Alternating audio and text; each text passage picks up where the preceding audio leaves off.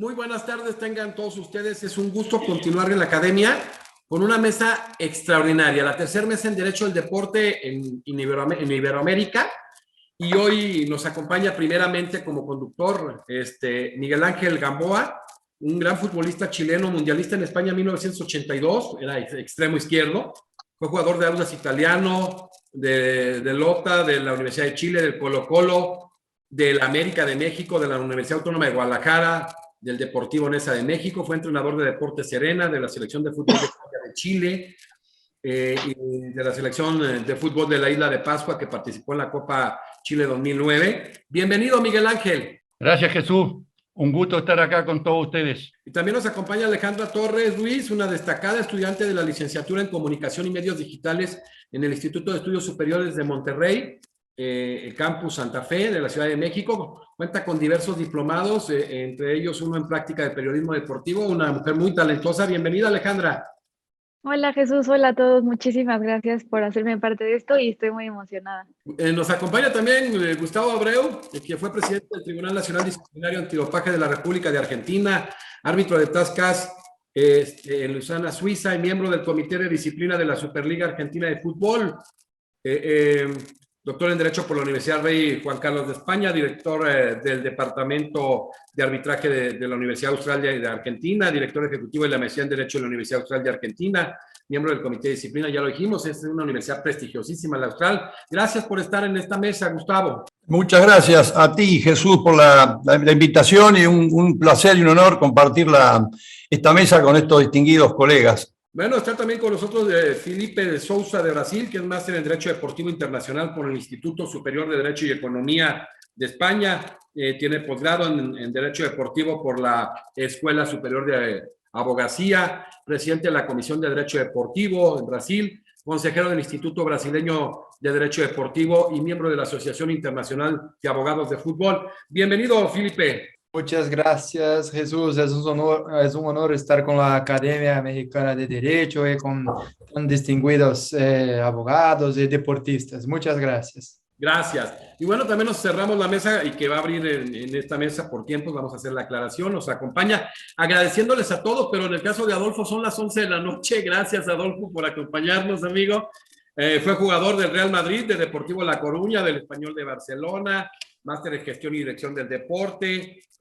Bueno, evidentemente licenciado en Ciencias de la Actividad Física por el INEM de Madrid, profesor de la Escuela de Entrenadores de Andalucía, 20 años en institutos de educación como profesor de educación física, seleccionador absoluto de Andalucía de 2004 a 2012, director y fundador del campus de fútbol más antiguo de Andalucía en activo de más de 18 años, el campus Marbella Aldana. Desde 2004, organizador de eventos benéficos, más de 50 partidos benéficos por toda Andalucía y otros sitios de España durante casi 20 años, con exfutbolistas y cantantes famosos, ponente y conferencista en distintos ámbitos, en temas de deporte, valores, educación, derecho y deporte, y bueno, entre otras muchas cosas. Bienvenido, Adolfo, a la mesa. Muchas gracias, Jesús, por darme el placer de estar hoy con estos amigos, con estos compañeros y poder disfrutar de una bonita tertulia donde creo que todos nos vamos a enriquecer mucho. Claro, va a valer mucho la pena. Nos ven en América Latina y en Europa y vale mucho la pena la formación de la mesa de primer nivel, reitero. Pues vamos a iniciar, Miguel Ángel, con Adolfo Aldana. Pues ya habíamos dicho toda la formación que tiene en el ámbito académico, en el ámbito deportivo, en el ámbito organizacional, en muchas áreas. Y evidentemente, pues tú querías, Miguel Ángel Gamboa, realizarle una pregunta, la primera en específico, a nuestro amigo Adolfo Aldana, Miguel. Sí, yo quisiera preguntarle qué opinión tiene de Florentino Pérez, que quería hacer una Superliga en Europa.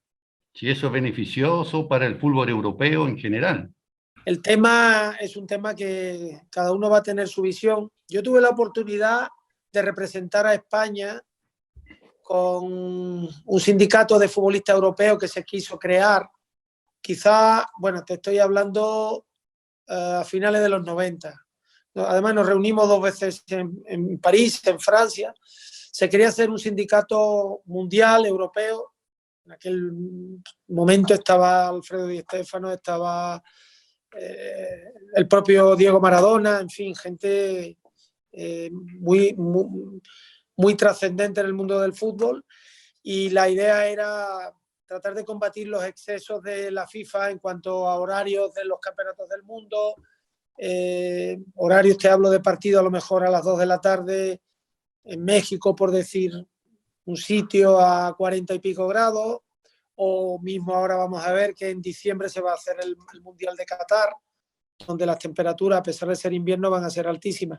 Es decir, muchas veces se piensa más o la FIFA piensa más en el negocio, en generar ingresos como sea, por encima de los intereses de los propios deportistas, ¿no? Es verdad que el deportista hoy día, no quizás hace 30 años o 25 años, pero hoy día está muy bien pagado, en general, los futbolistas de alto nivel, me estoy refiriendo, ¿no?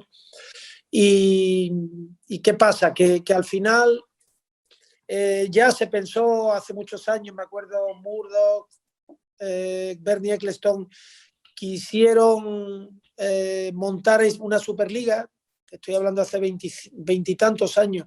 Aquello no salió por circunstancias, y yo creo que Florentino se reunió con los clubes más notables del continente para montar esta Superliga.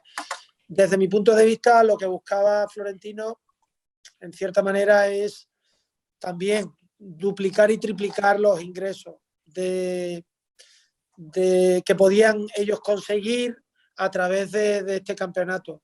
Es verdad que a muchos de los equipos que en un principio le dieron el sí a Florentino tuvieron mucho vértigo y se echaron atrás muy rápidamente en los días sucesivos. La FIFA empezó a amenazar drásticamente a futbolistas que no iban a poder jugar el campeonato del mundo, futbolistas de estos clubes. Desde mi punto de vista, hizo un órdago muy grande, y muchos clubes se empezaron a desmoronar como un castillo de naipes. Se quedó solo prácticamente el Barça, el Real Madrid, no me acuerdo si el Milan o algún otro, pero aquello pues dejó un poco, como nosotros solemos decir, con el culo al aire a Florentino. Desde mi punto de vista, yo creo que habría que buscar una solución intermedia. ¿Por qué? Porque, claro, muchos clubes dijeron, es que no es justo que siempre el Real Madrid se enfrente a la Juve, al Manchester City, al Chelsea y al Paris Saint-Germain, y al Bayern, por supuesto, ¿no? Y algunos otros. Ok. Esa parte te la entiendo, el aspecto económico. Pero la FIFA también ahora quiere hacer un mundial cada 2 años. Es la propuesta que estaba haciendo. También cuenta los aspectos económicos. O sea, FIFA se maneja de esa manera. Lo mismo, efectivamente. ¿Qué opinión te da eso a ti? Por esto lo que yo te digo, que con respecto a la primera pregunta y a esta segunda pregunta, que están enlazadas, es siempre lo mismo. La FIFA va buscando su absoluto beneficio, siempre lo ha hecho. Florentino se ha cansado porque realmente los equipos que generan estos grandes ingresos en los partidos pues son los 4 o 5 grandes. La gente está deseando ver al París, vamos a decir, al Bayern, algún equipo inglés, y especialmente al Real Madrid, al Barcelona. Y más cuando el Madrid tenía a Cristiano, o el Barça ha tenido a Messi. Y los demás, pues en realidad son comparsas. Claro, el dinero se reparte. Yo digo que la FIFA se queda la gran parte del pastel. No te voy a decir que los directivos y la gente que forma la FIFA pues se pegan sus buenas comidas, sus buenos viajes y a veces plata para el bolsillo. Y eso es lo que te acababa de decir. ¿Qué te iba a decir? Oye, Miguel, dime. Vamos a dejar esas 2 preguntas para cerrar con la última pregunta, y termine ahorita las 2, Adolfo, y luego tú cierras con una opinión que querías dar en específico en el tema. ¿Te parece, Miguel?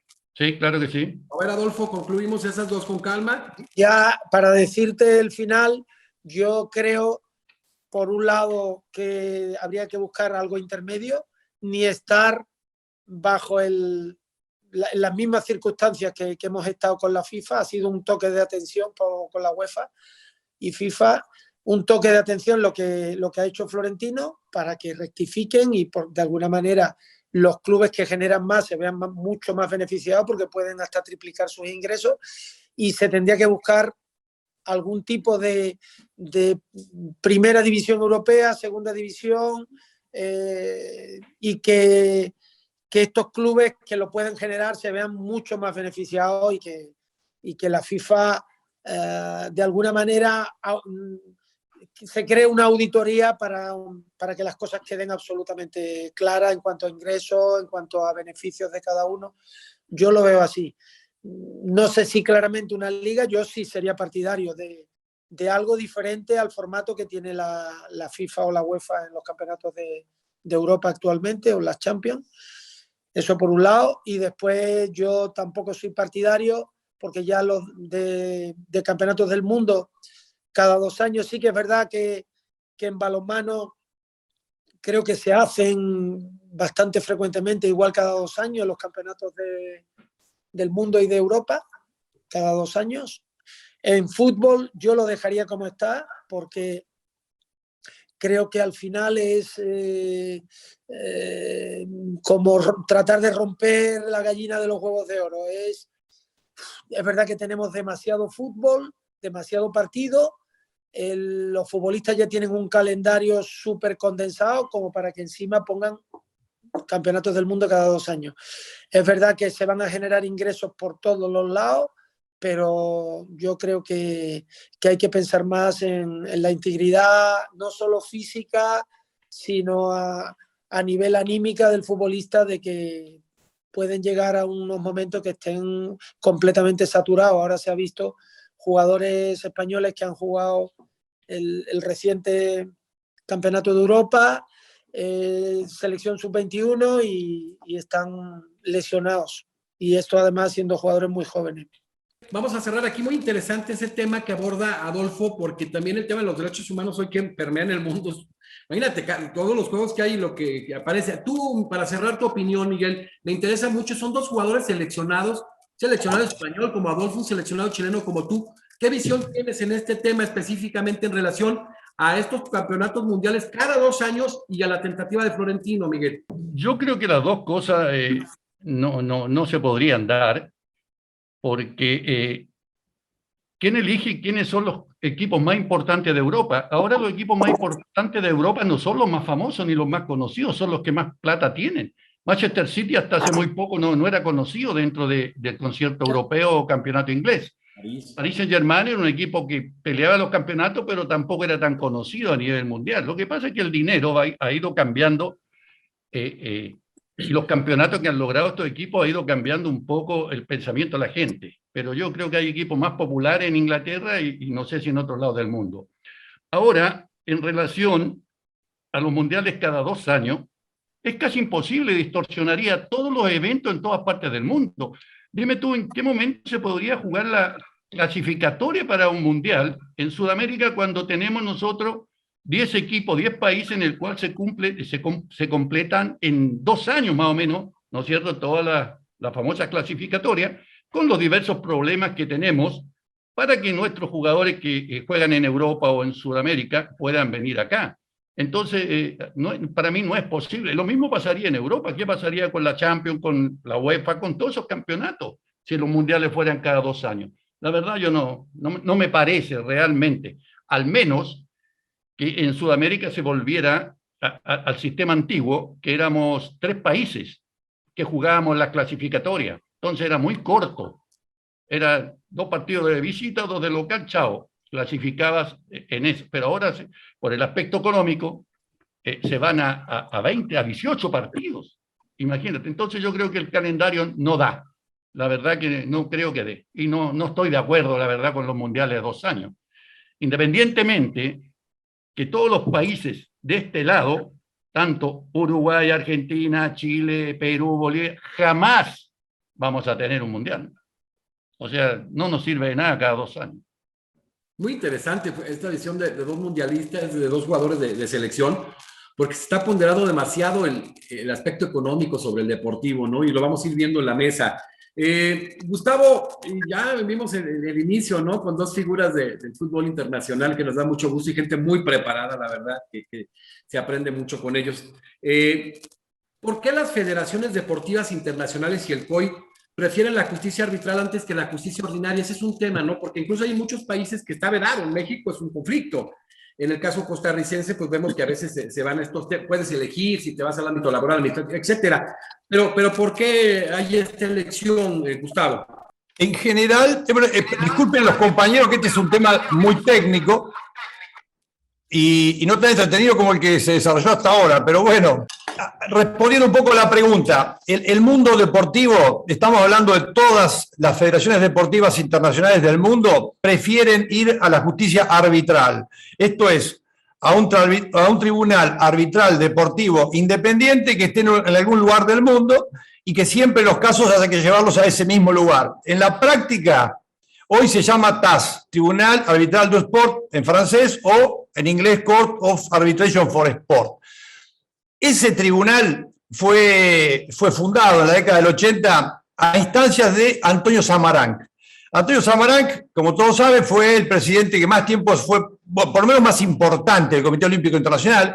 Quizá rivaliza con Pierre de Coubertin en la cantidad de años que fue presidente, pero fue el más importante. Él se dio cuenta de que el sistema deportivo mundial necesitaba que las decisiones definitivas de todas las federaciones deportivas internacionales, ya sean disciplinarias o ya sean patrimoniales, fueran revisadas por una instancia independiente de la estructura federativa. Es decir, vamos al caso del fútbol, que es el más conocido, que la FIFA, cuando decide si el partido Argentina-Brasil se tiene que jugar de vuelta, estamos hablando de un tema disciplinario, no tenga la voz definitiva FIFA, sino que eso pueda ser revisado a un tribunal arbitral independiente internacional. Bueno, ¿cómo va a terminar el cuento de Argentina-Brasil suspendido los 5 minutos? Va a terminar un tribunal arbitral formado por árbitros del TAS decidiendo de aquí a un año, probablemente, si ese partido se tiene que jugar de nuevo o si Brasil pierde los puntos por no haber podido organizar el partido. Pero fíjense en este ejemplo rápido, cómo hoy hay una especie de enorme fuerza de atracción de lo que es el Tribunal Arbitral de los Deportes, que atrae a todo. Fíjense, si mañana Djokovic termina mal esta aventura de querer ir a jugar al Abierto de Australia sin vacunarse y demanda a la ATP, eso va a terminar seguramente en el TAS. Y todos los casos de doping que ustedes se imaginan terminan todos ante el TAS. Entonces, ¿qué ventajas tiene tener un tribunal arbitral internacional y que las partes no tengan que ir a la jurisdicción ordinaria? Porque si cualquiera de nosotros tenemos un problema con alguna persona de otro país, y ese problema lo tenemos en nuestro país, nosotros vamos a demandarlo en nuestra jurisdicción, donde estamos domiciliados. Eso es la justicia ordinaria. Ahora, fíjense, la jurisdicción arbitral internacional tiene unas ventajas enormes. Yo les voy a contar rápidamente un caso que sucedió en la década del 90 y que muestra cómo la justicia arbitral es superior, es mucho mejor que la justicia ordinaria. Yo les voy a hablar del caso de Harry Reynolds. No es de fútbol el caso es de atletismo. Harry Reynolds, Butch Reynolds, fue durante 11 años el récord mundial de los 400 metros llanos, los 400 metros lisos. Norteamericano, nacido en Ohio, era una especie de Usain Bolt por esos días. Fíjense lo que le pasó y el problema que tuvo por ir a la justicia ordinaria, porque el TAS en esa época no existía. Reynolds compitió en un torneo en Mónaco, un torneo internacional de atletismo, en agosto del 90, y en un procedimiento antidoping tuvo un resultado analítico adverso, un doping positivo. Según las pruebas, tenía nandrolona, un esteroide anabólico. Bueno, la Federación Internacional de Atletismo, con sede en Londres, lo sancionó con una descalificación de 2 años. O sea, atleta norteamericano, compite en Mónaco, da positivo en Mónaco, la Federación Internacional con sede en Londres lo inhabilita por 2 años. El atleta, como no existía un tribunal arbitral internacional, apeló la decisión ante el tribunal competente de su domicilio. Reynolds estaba domiciliado en Ohio, en Estados Unidos. Bueno, el juez que le tocó intervenir de la justicia ordinaria resolvió bajo la reglamentación amateur de Estados Unidos y dijo que Reynolds tenía que agotar la vía asociativa sometiéndose a un arbitraje ante la Federación Americana de Atletismo.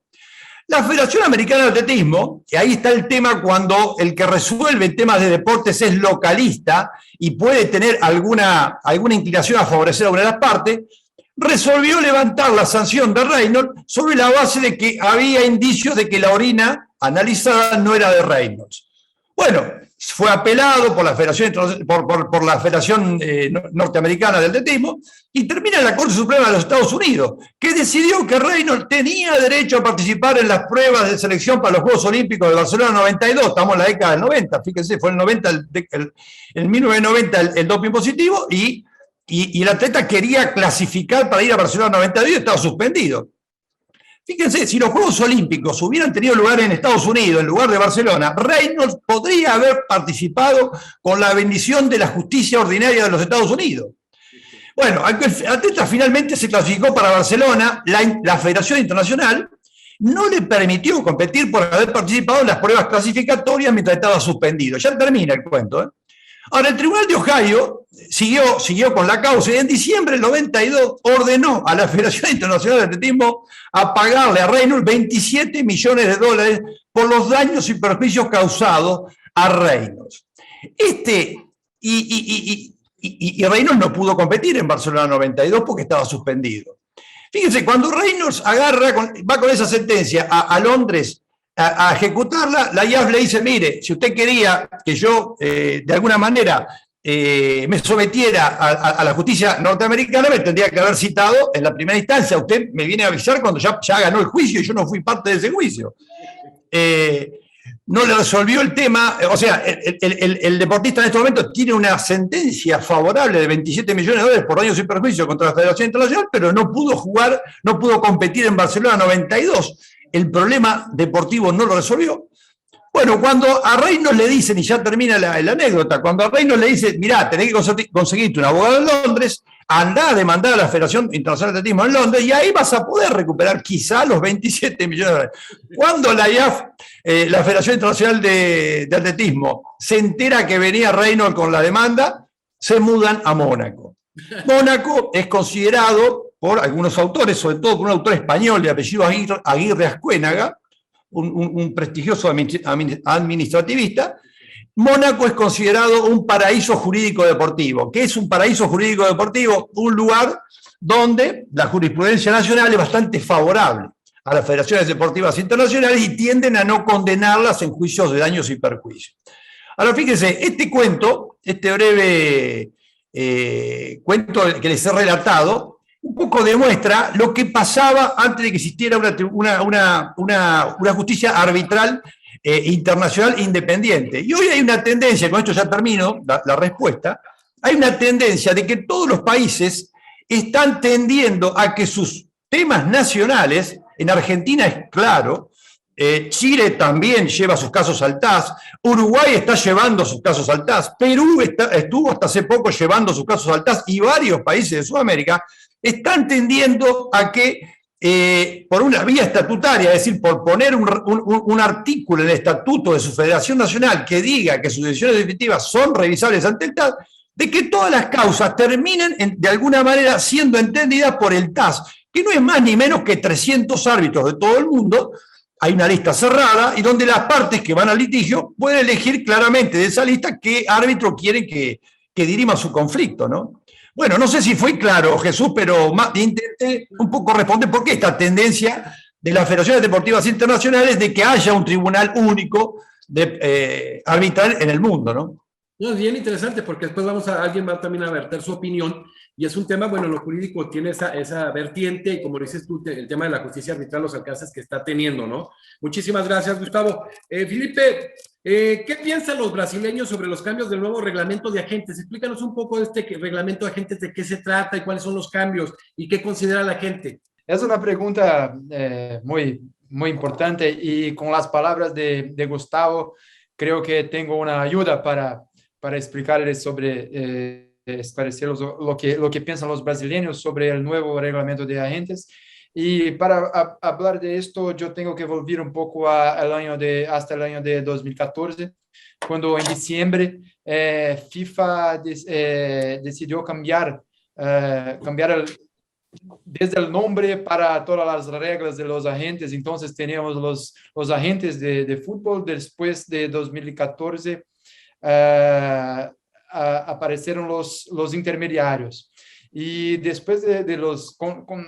durante el periodo de vigencia de los intermediarios, y estamos en este periodo todavía, pero tenemos el nuevo texto para, yo no sé si en el próximo mes, en el próximo 6 meses, el próximo año, pero vamos a cambiar para un nuevo reglamento, que es este nuevo reglamento de agentes. Y yo voy a empezar con una opinión de los brasileños, con algo que ha sido, que Gustavo ha dicho, que es sobre la resolución de disputas, la resolución de litigios. Pues con el reglamento de intermediarios desde 2014, no había más la posibilidad de solucionar los litigios en la FIFA.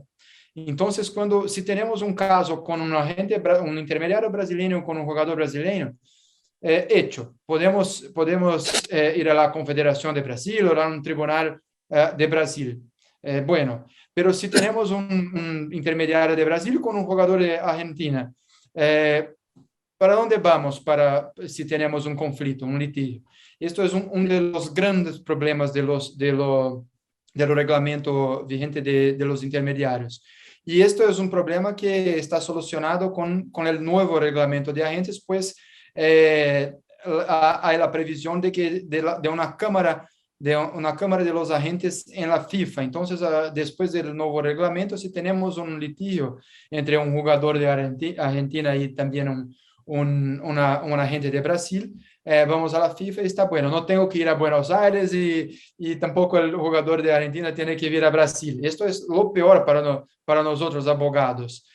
Y si tenemos un caso que involucra una pequeña monta, no es una buena idea ir al CAS. Claro que por las decisiones es una buena idea, pero el costo es alto, ¿sí? Y para nosotros brasileños, creo que también para los argentinos, en este caso de la gente brasileña con el jugador argentino, por ejemplo, en Brasil, un dólar son, o un euro, un franco suizo son casi que 10 reales. Entonces, el costo es muy alto. Pero esto es un buen punto del nuevo reglamento de agentes, pero pienso que sea quizás el único. Pues yo pienso que dos de los grandes problemas del reglamento de intermediarios, y nosotros esperábamos que la FIFA podría cambiar esto, es el trabajo con los menores de edad. Entonces hay una prohibición para la remuneración de los agentes, ahora los intermediarios, pero también con los futuros agentes que trabajan con menores de edad.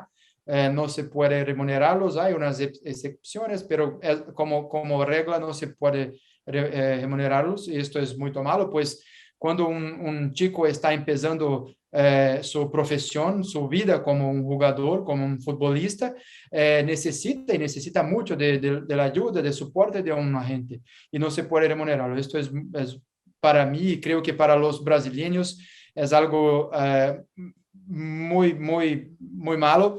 Y también, pues en Brasil tenemos una posición en el mercado con jóvenes que son buscados por los clubes europeos. Entonces tenemos que ofrecer soporte para los jóvenes para los traspasos, y muchas veces los traspasos ocurren muy temprano en sus vidas, con 18, 20, 22 años. Entonces, y como les dije, es muy importante que los jóvenes tienen un soporte de un agente, de un intermediario, desde los 15, 16 años. El mercado trabaja así. Entonces, el reglamento no respeta, en mi punto de vista, no respeta el mercado. Tenemos, claro, que tener mucha cautela con los jóvenes. Tenemos que tener herramientas para una fiscalización del trabajo de los agentes, pero tenemos que dejarlos trabajar para los jóvenes, es bueno para los dos, en mi opinión. Entonces, esto es un problema del nuevo reglamento que no está solucionado. Y el otro problema es el techo de las comisiones.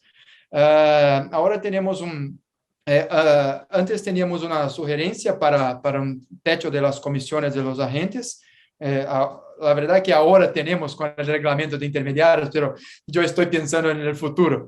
Ahora tenemos una sugerencia y tendremos un techo de comisión, y para mí esto no es bueno tampoco. Pues claro que pues el techo es bajo, son 3%, hay una posibilidad de ir para 6%, pero es bajo para mí. Si tenemos 10%, como el mercado, como hace el mercado, tenemos, una vez más, tenemos una regla de mercado, algo que se practica en el mercado, y la FIFA no está respetando el mercado. Yo no sé, la verdad que yo creo que sé cuál es la idea de la FIFA, que parece que quiere los agentes alejados del deporte, o con una palabra, como puedo decir, un poquito más, no tan importante en las negociaciones. Para mí, esta es la idea de la FIFA, pero ¿dónde está la libertad de las partes de acordar sobre los términos de sus contratos? Claro, es importante que tenga un techo, pero 3% es un techo muy bajo, en mi opinión. Y un último punto que creo que sea importante es que para un traspaso de 100 millones de euros, si tiene 3%, está bueno.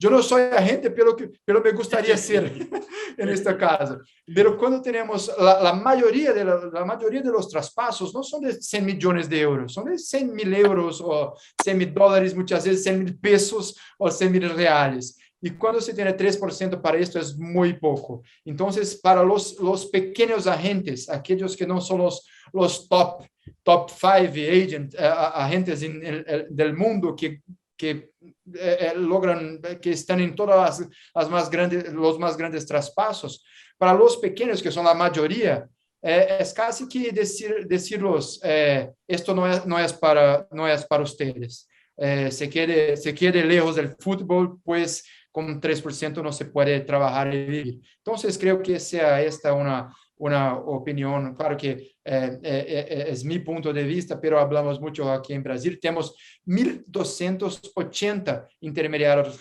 registrados hoy. Entonces, nosotros abogados hablamos mucho de esto.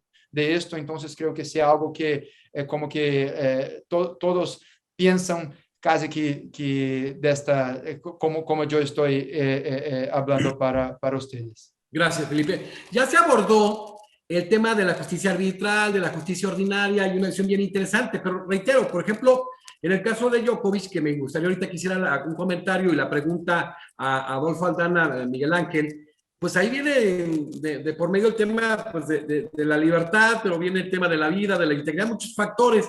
Miguel Ángel, ¿tú quieres elaborar una pregunta, Adolfo, en relación a este tema que ya abordó por ahí originalmente Gustavo? Lo que pasa, yo no estoy muy de acuerdo con lo de Djokovic, empezando. Yo creo que la vacuna es un derecho para todas las personas, y el que no se la pone no está respetando el derecho de la mayoría del mundo, en mi opinión muy, muy personal. Pero quiero preguntarle qué opinión tiene Adolfo sobre lo que pasa con Djokovic en el Abierto de Australia. Bueno, yo la verdad que respeto tu opinión, pero pienso un poquito diferente, ¿no? Yo creo que aquí cada uno es un tema con muchas aristas. Yo creo que hay algunas cosas que son evidentes. He tenido la suerte de tener a Djokovic algunas veces en mi casa, porque él viene mucho por aquí, por Marbella. Lo he conocido y es una persona excepcional. Aquí en España los telediarios y los noticieros y todo están sacando en portada al principio, hablando del tema de Djokovic ahora, todos estos 2 o 3 días, ¿no? Y lo están crucificando al pobre sin conocerlo. No dudan de su gran categoría como deportista, pero están cuestionando mucho el tema humano, y a mí me parece, bueno, yo la suerte que he tenido de conocerle, que es un tipo excepcional, súper educado, correcto, que habla 7, 8 idiomas. No, pero es que la pregunta no es esa, Sí, sí, Adolfo. La pero pregunta es el no, motivo. no, Nadie está, digamos, juzgándolo como persona, como bueno, campeón, como tenista. aquí lo han Nada aquí, más que tenemos todas las partes del mundo prácticamente la obligación y hemos estado encerrados y hemos tenido muchas dificultades con millones de muertos. Nada más el por qué negarse a una vacuna. No sabemos el fondo de que él tiene alguna enfermedad que le pueda hacer no, mal. Eso es lo que yo, queremos. Realmente lo yo, yo, demás. yo te doy mi opinión absoluta, es decir, hay algunas evidencias.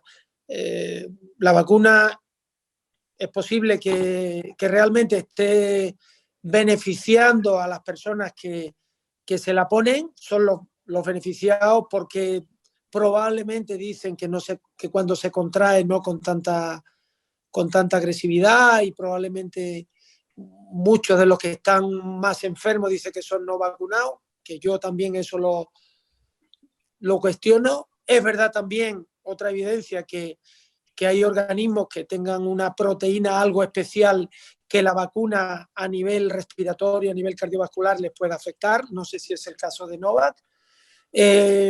También es evidente que hay gente que confía no ya en el sistema inmunitario suyo, sino en la salud por encima de la enfermedad. Es decir, son personas que quieren estar sanas, no les gusta meterse nada. Yo mismo en mi época del Real Madrid nos daban la opción de vacunarnos para la gripe y yo no he preferido, porque además una vez que me vacuné cogí la peor gripe de mi vida. Entonces, cuando él está sano a todos los niveles, él tiene su entrenador mental, espiritual, físicamente es un chicle el tipo, es un figura y técnicamente no vamos a hablar. Y él se encuentra bien y dice, mira, que me hagan todos los test.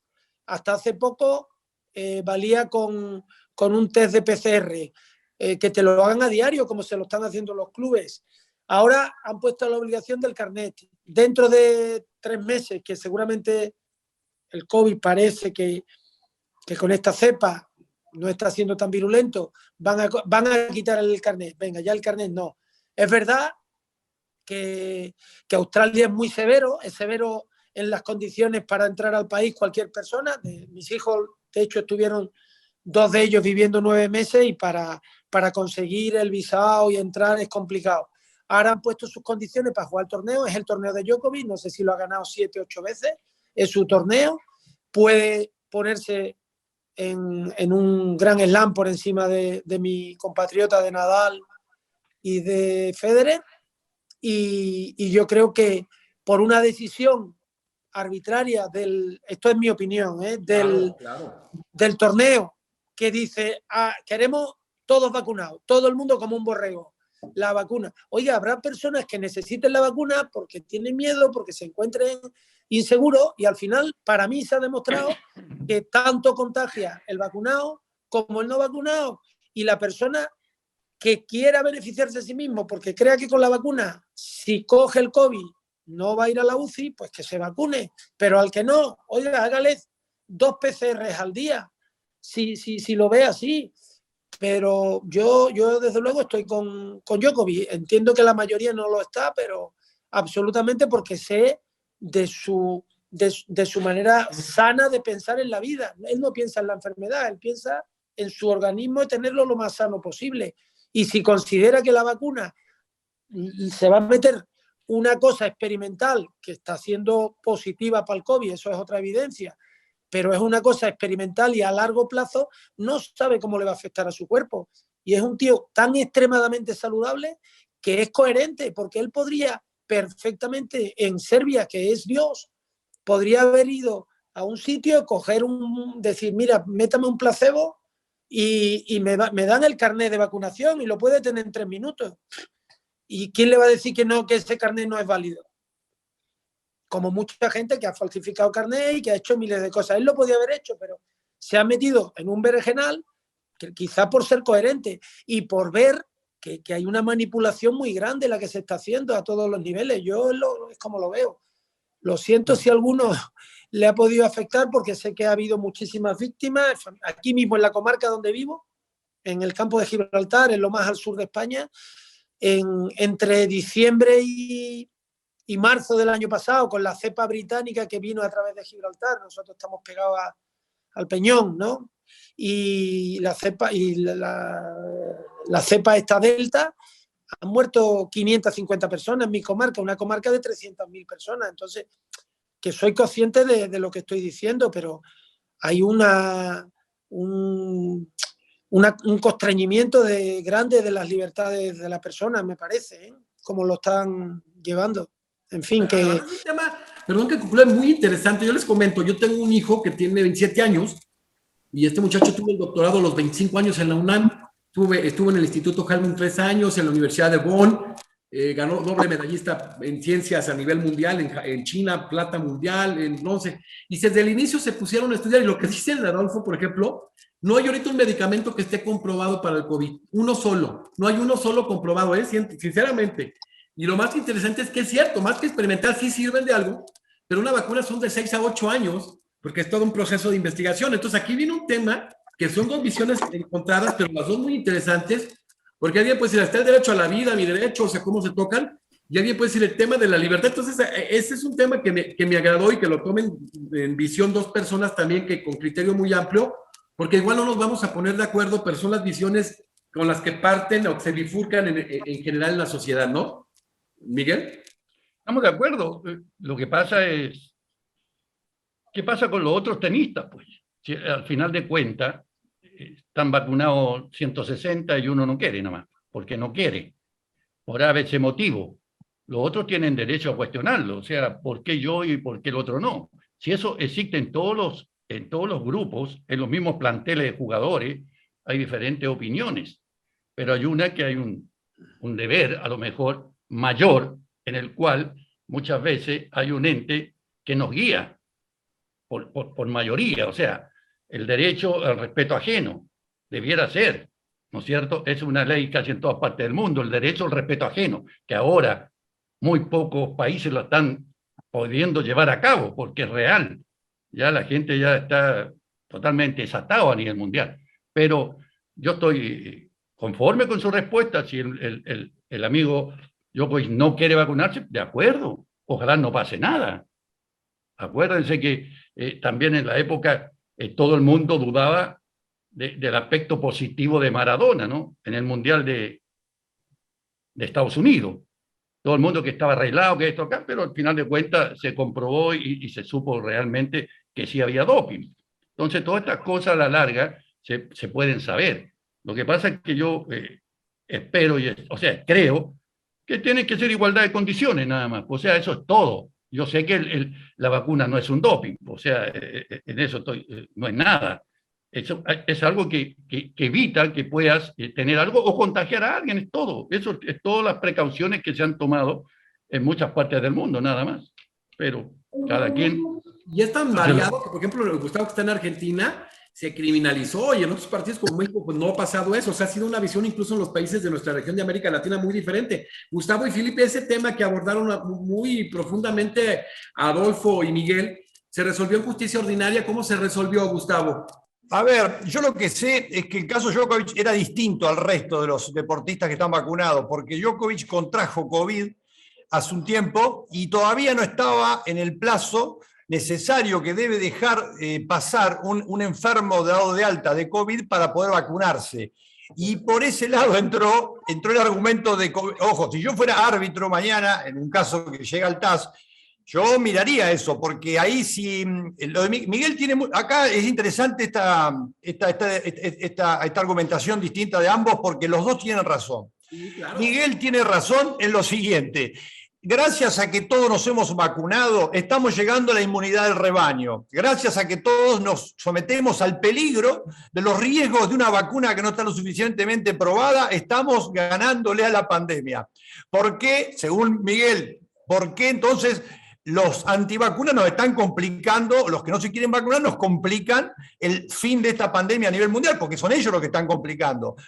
Ahí tiene razón Miguel. Ahora, Adolfo también tiene razón, porque hay un derecho humano que es el que nadie está obligado a donar sangre, nadie está obligado a donar un órgano, nadie está obligado a sacarse piel, nadie está obligado a muchas cosas, entre ellos nadie está obligado a vacunarse. Pero porque es un derecho contemplado en los tratados internacionales de derechos humanos, ¿no? Entonces, acá Djokovic, que es un tipo ejemplar, a mí, yo lo admiro, para mí es el mejor de todos, es mejor que incluso que lamento por el amigo español que por ahí hincha por Nadal, yo creo que es mejor que hasta que Federer. Es amigo de Djokovic, amigo personal. Claro, bueno, entonces está de acuerdo conmigo. Yo entiendo como abogado de que él ha querido explotar ese argumento que tiene a favor. Yo contraje COVID, yo tengo defensas, con lo cual yo puedo todavía darme ese lujo de poder ir a un torneo donde todos están vacunados sin vacunarme porque todavía estoy en el plazo que puedo no estar vacunado. Y también es cierto lo que dice Adolfo, un no vacunado no es necesariamente alguien que va desparramando virus por el mundo. No, porque si le hacen los PCR y los controles necesarios día a día, no incrementa el riesgo de contagio, creo yo, ¿no? Pero muy interesante las dos posturas, porque las dos son muy fundadas, muy razonables y muy humanas, con lo cual los felicito a Miguel y a Adolfo porque me ha encantado esta discusión. Ahí también, tú, Felipe, o sea, qué bueno, porque vamos a regresar ahorita que nos dé su opinión. Me gustaría Miguel y Adolfo, antes de cerrar, y tú, Gustavo, de lo que también ya plasmó en su momento Felipe con relación a los agentes, porque esto ya ha entrado en una dinámica muy agradable. Felipe, ¿qué opinas de ese caso? Este caso es de hecho un caso muy, muy difícil, muy, muy delicado. Esta temática hoy en día es muy complicada, como ha dicho Gustavo. Yo les felicito, Adolfo y Miguel, pues son dos opiniones, sí, y tienen mucha razón. La temática de la libertad individual es muy importante para nosotros abogados, estudiamos esto desde el primer día de la Facultad de Derecho, pero también hay la cuestión de cuando hay la libertad individual, el derecho de las personas de convivir con otros que no se han vacunado. Pero para mí, yo voy a huir un poquito de decir esto para acordar de la cuestión de los tribunales. Pues creo que existen dos cuestiones en este caso. El punto de adentrar en Australia, creo que es algo para para los tribunales ordinarios de Australia, es una cuestión del Estado. Y existe también la cuestión deportiva, que es si Djoko puede jugar o disputar los partidos de Australian Open con los otros que se han vacunado. Entonces, creo que tenemos dos puntos, un para la justicia de Australia y otra para el CAS y quizás para Gustavo como un árbitro más adelante. Gracias. Yo quiero cerrar porque Adolfo ya es muy tarde y le agradecemos de antemano casi las 12 de la noche. Muchísimas gracias, Adolfo. Una opiniones muy importantes. Un hombre muy preparado académicamente, tiene un trabajo que ya lo conocerán ustedes impresionante en España, ya platicarán breve, ojalá que nos haga favor al final. Y quisiera tocar ese tema, ellos que estuvieron, pues bueno, que fueron futbolistas de alto rendimiento, deportistas de alto rendimiento, grandes futbolistas, para cerrar, Miguel, y luego cierres tú, Adolfo, para que te puedas despedir, ¿te parece, Adolfo? Perfecto. A ver, sí. En este tema de que nos planteó Felipe en el tema de cómo se reforma el reglamento precisamente de los agentes, tú que lo viviste, te tocó vivirlo, ¿cómo sientes este tema, Miguel? La verdad casi no, yo nunca me manejé con representantes, ¿no? En mi época estaban recién apareciendo, salvo en México, pero siempre los contratos los hacía uno personalmente. Directo. Creo que ahora es beneficioso para el jugador. Claro. Pero estos representantes empezaron con muy mala fama. No hay que olvidarse que triangulaban mucho, se quedaban con dinero los jugadores. Ahora está un poco más legalizado. De todas maneras, me parece, para mí, que hay mucho abuso de parte de los representantes, incluso con el beneplácito de la FIFA. Todo al revés de lo que dice Felipe. La FIFA le abrió las puertas para que pudieran participar.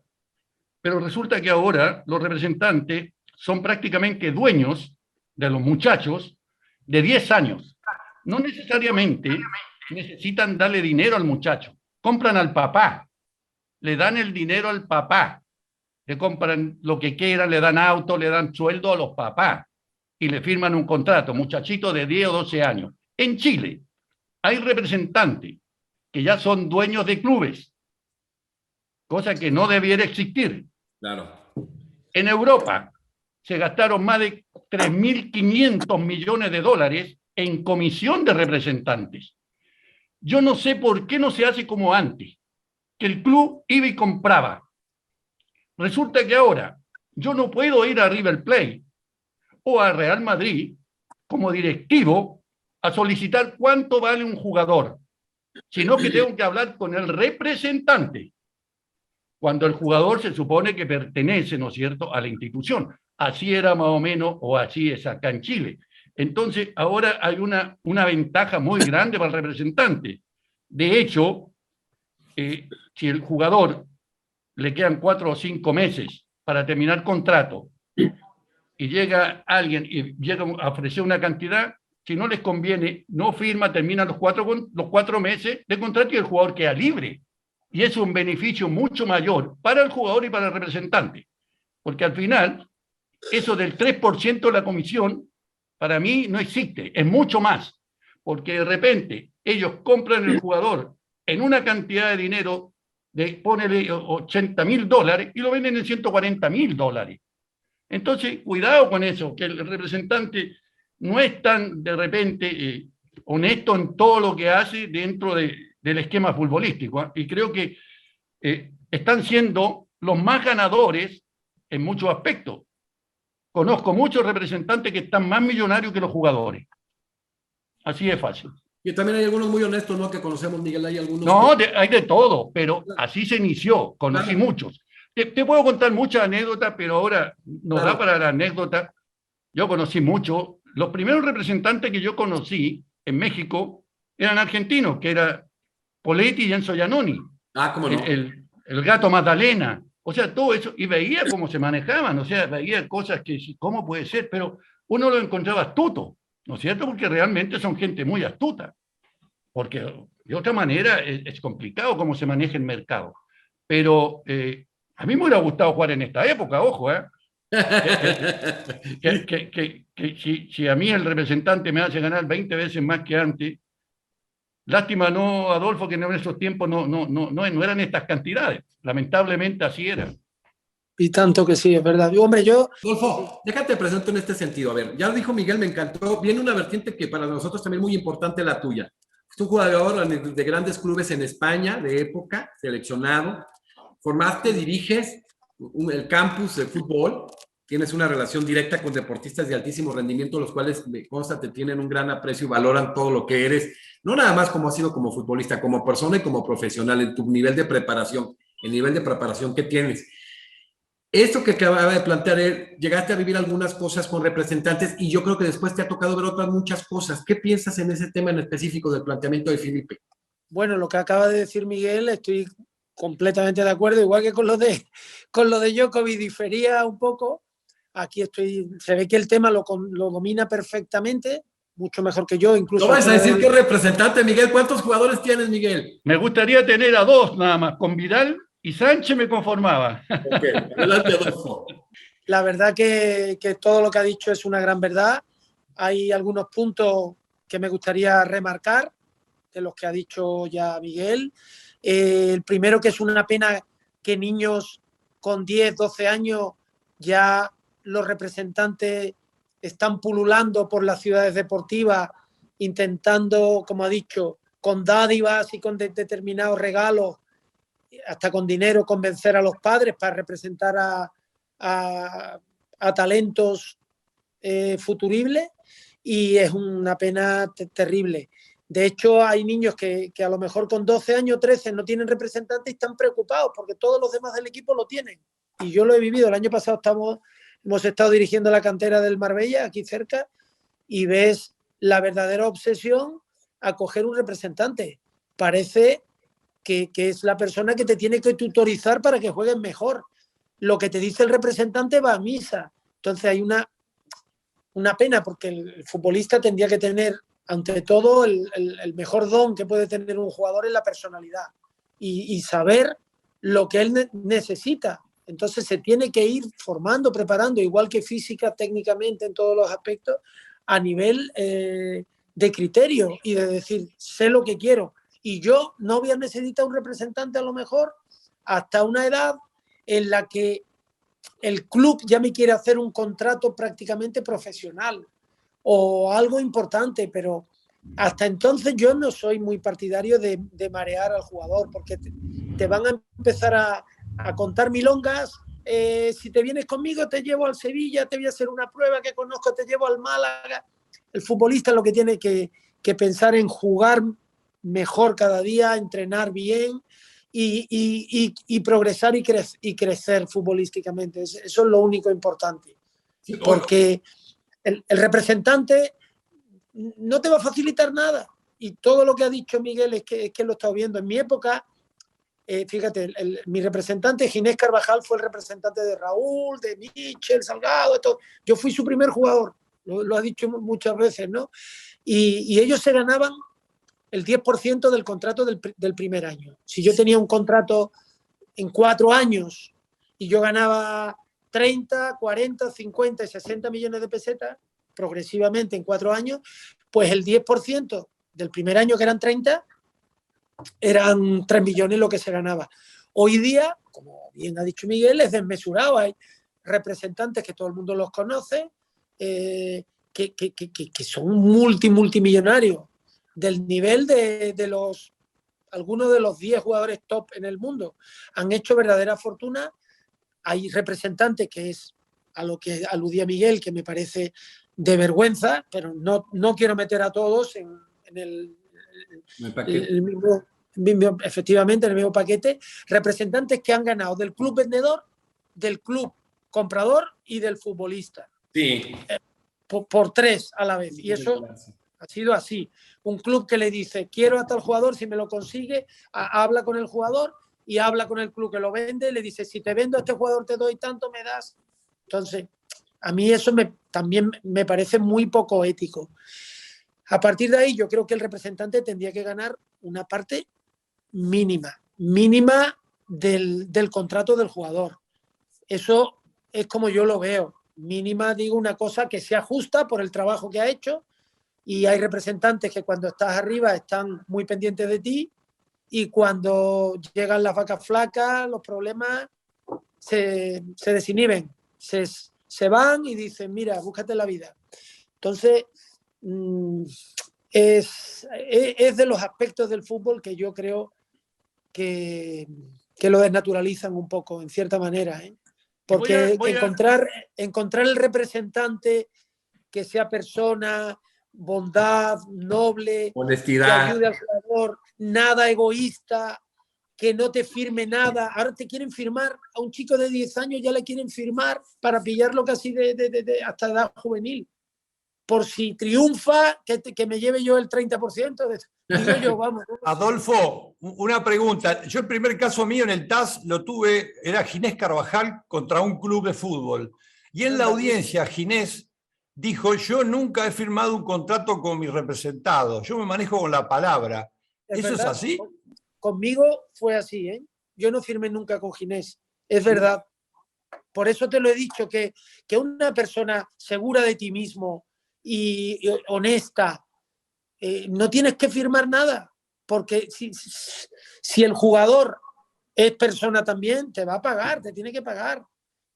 Yo lo veo de esa manera. ¿Qué quiero saber, Miguel? Porque le quiero preguntar para cerrar algo a Adolfo. Pero tú, Miguel, adelante. Quiero agregar algo de cómo más o menos empezó esto hace, no sé, 25 años, 30 años, que se fue a preguntar por un jugador de River Plate y el presidente ya le dijo que tenía que hablar con el representante. Esa fue una manera, para mí, de robar dinero. Así de fácil. Si el directivo fue el que inventó esto y ahí empezaron los empresarios. ¿Por qué? Porque si yo como club lo vendo directamente, van a salir las cifras, que antiguamente tampoco salían las cifras, ¿eh? Ojo que los directivos, muchos ponían plata, pero muchos sacaban plata también, de muchas instituciones. Y así empezó este método. No, tienes que hablar con el representante, no conmigo. Y después iba el presidente del club, o el tesorero, o el que estaba arreglado, se arreglaba con el representante. ¿Sí? Esa fue la trampa que empezó. De esa manera empezaron. Así. Miguel, eso es una patología que es tal como tú lo dices. El representante termina siendo un recaudador de comisiones para los directivos, pero no todos son así. No, de acuerdo, de acuerdo. No, pero es como en todas las cosas de la vida, ¿no es cierto? No todos son así. Pero luego el método se inició de esta manera, para poder tener la libertad de que no figurara el directivo en alguna fuga de capital. Se hizo de esta manera el representante. Por eso, a mí me parece hasta absurdo que si yo quiero comprar un jugador de River Plate o de cualquier equipo del mundo, tengo que hablar con el representante. O sea, los clubes ya no son dueños nunca del jugador prácticamente. Esa es una de las cosas realmente insólitas. En nuestra época uno firmaba 2 o 3 años y después te arreglaba el club nuevamente, pero no dependía del empresario. Ahora el empresario se ha hecho muy importante, como dice Adolfo, que los jugadores que no tienen representantes no los contrata nadie. Sí, claro, es cierto. O los mismos entrenadores. Los entrenadores. Hay equipos, en Chile hay equipos que un representante tiene 18 jugadores más el entrenador en un equipo. O sea, eso no debiera ser. Claro, en nuestra época, no hay que olvidar que las puertas de Europa se permitía, en España era un extranjero por equipo. En Inglaterra prácticamente no habían extranjeros. En Italia estaban las puertas cerradas. Entonces, muchos países. Pero ahora, donde uno ve la alineación y tú ves 9 extranjeros, dos, digamos, ingleses, más la banca llena de extranjeros, es un negociazo, pero enorme para el empresario y para todo el mundo que está rodeando eso. Son unos negociazos. En México el otro día veo una alineación. 9 extranjeros, 2 mexicanos. O sea, es absurdo. O sea, mi opinión, ¿no? Es absurdo.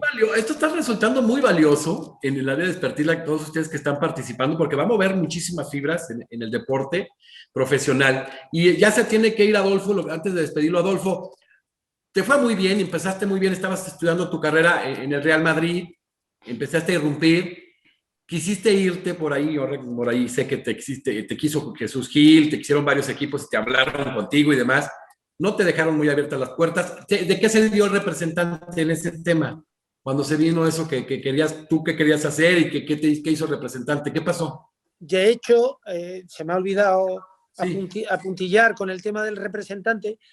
Yo cuando llego al Real Madrid, al equipo de tercera, recién acabado de juvenil, con 17, 18 años, yo no tengo, por supuesto, representante. Yo llego a Madrid, me vio un ojeador y hice una prueba y me quedé, ¿no?, en el Real Madrid. Ahí fui subiendo al segundo equipo, al Castilla de segunda división, también sin representante, y llego al primer equipo, me reúno yo con Ramón Mendoza y mi padre, que yo era muy jovencito entonces, y ahí pues con prácticamente 21 años hago mi primer contrato con el Madrid, con mi padre. De hecho, me tratan de un poco, ya no viven, ¿no?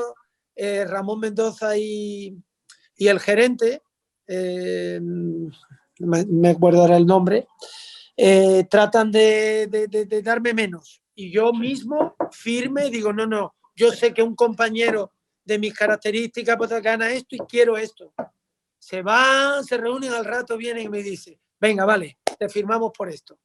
Total, que ya empecé lo que vengo a contar, yo sin representante. Y después de la tercera temporada, allí, claro, yo veía que estaba destacando, que teníamos un super equipo y no jugaba lo que yo quería. Y ahí se interesa el Atlético de Madrid y yo hago un órdago al Real, teniendo contrato en vigor. Me dice Jesús Gil, acógete al Real Decreto 1006, que te vamos a dar un pastón, te voy a dar un maletín con tanto. Total, que yo hablo con el club y digo, mira, me voy a ir porque tal. Y en ese momento es donde, claro, yo era un chaval con 23, 24 años, te estoy hablando en el año 89, es cuando yo hablo con Alberto Toldrá, que era el presidente de los representantes españoles, y Ginés Carvajal, que estaban los dos juntos. Y cuando hablo con Ginés y digo, Ginés, creo que ahora sí necesito un representante, porque estoy quemando mi imagen con el club, yo me tengo que dedicar a jugar y yo no puedo entrar en una guerra en el club, si me voy, si no me voy, tal.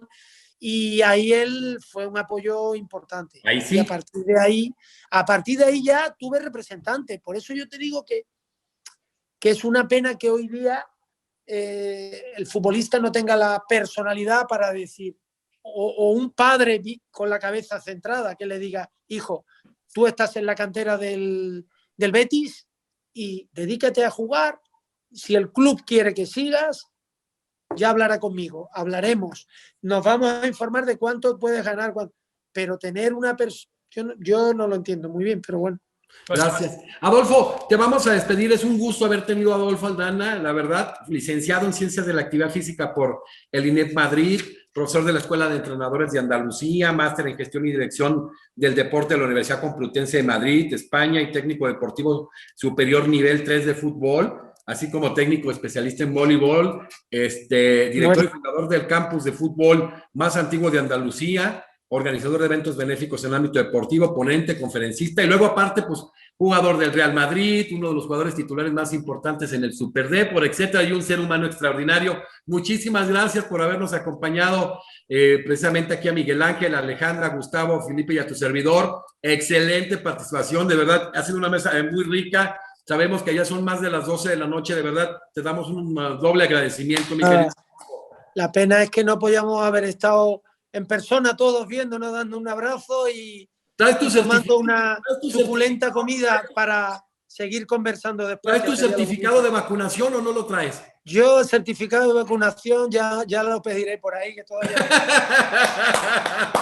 Un beso a todos muy grande y buen año. Ahora que hemos empezado el año, que tengáis un año excelente, y aquí tenéis un amigo. Si venís por el sur de España, habláis con Jesús y seréis atendidos como os merecéis. Oye, Gustavo, continuamos. Qué buena mesa, la verdad que no quisiera que se acabara. Ahorita le toca participar a Alejandra. Qué buena mesa. Alejandro, ya hablaste un poco de todo este tema de la justicia arbitral, de la justicia ordinaria, las preferencias.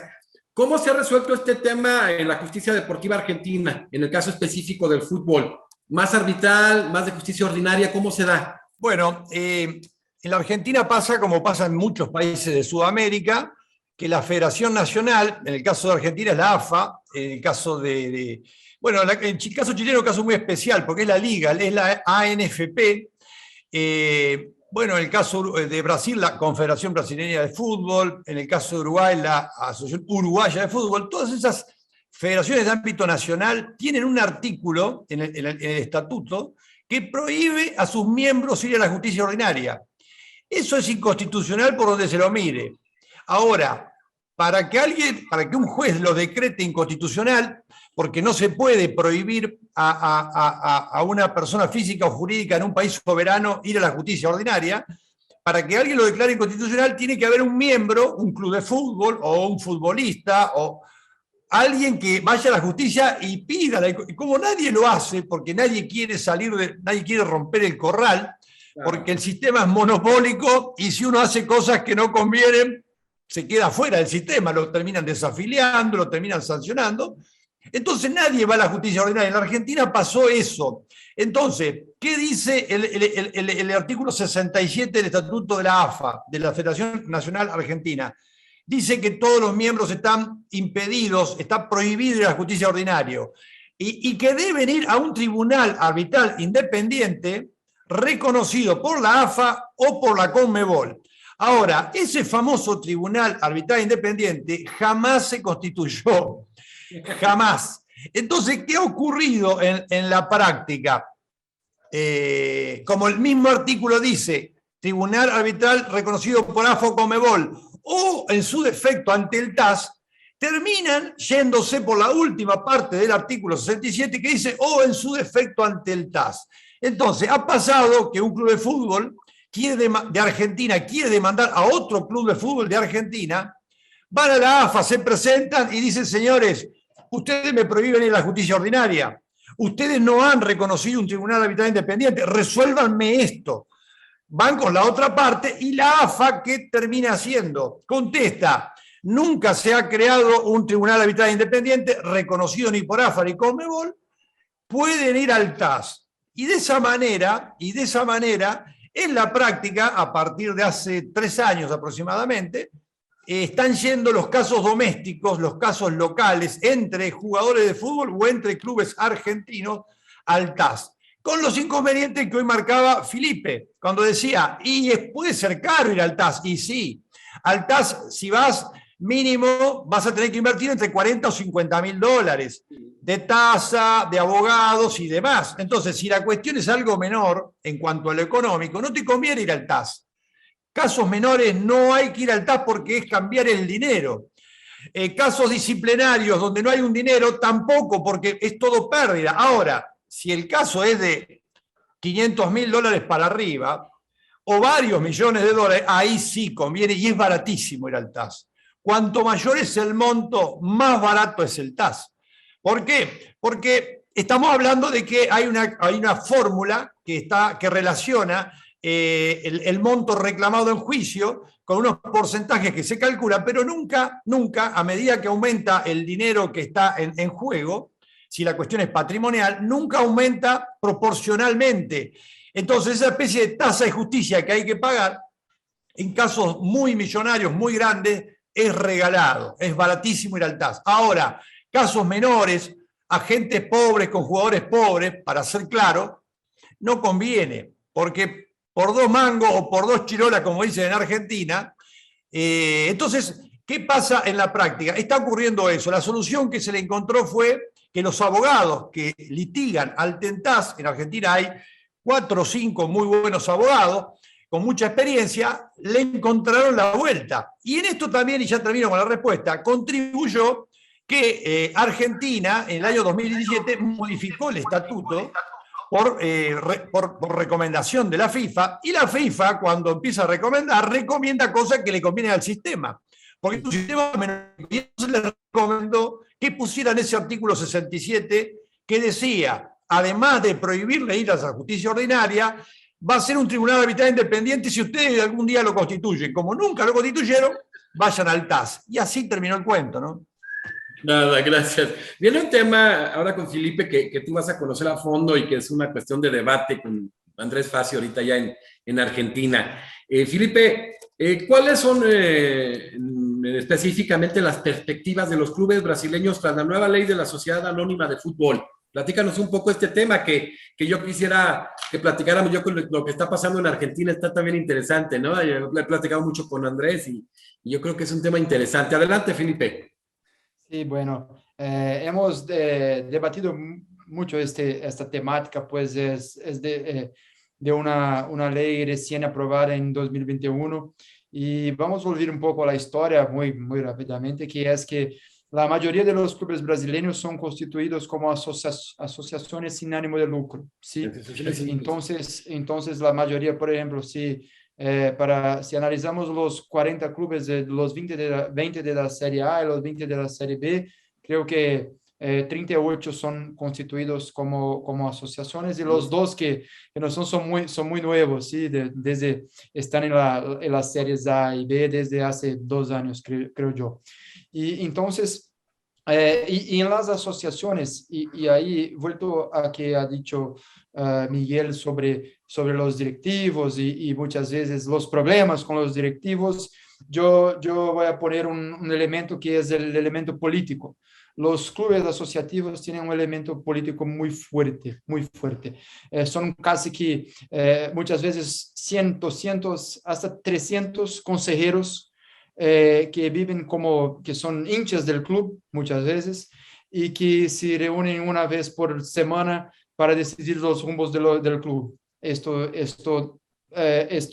para mí no se aplica en el mundo actual, pues creo que hasta los años 90, cuando el fútbol no era un mercado con grandes sumas de gran montas de dinero, con contratos tan complejos, con negociaciones tan extensas, era posible que una asociación con los consejeros trabajasen para el desarrollo del fútbol, y está bueno. Pero después de los años 90, con el desarrollo del mercado del fútbol, creo que las asociaciones no son más adecuadas. Entonces empezamos aquí en Brasil, en el final de los años 90, los debates para obligar a los clubes a convertirse en empresas, ¿sí?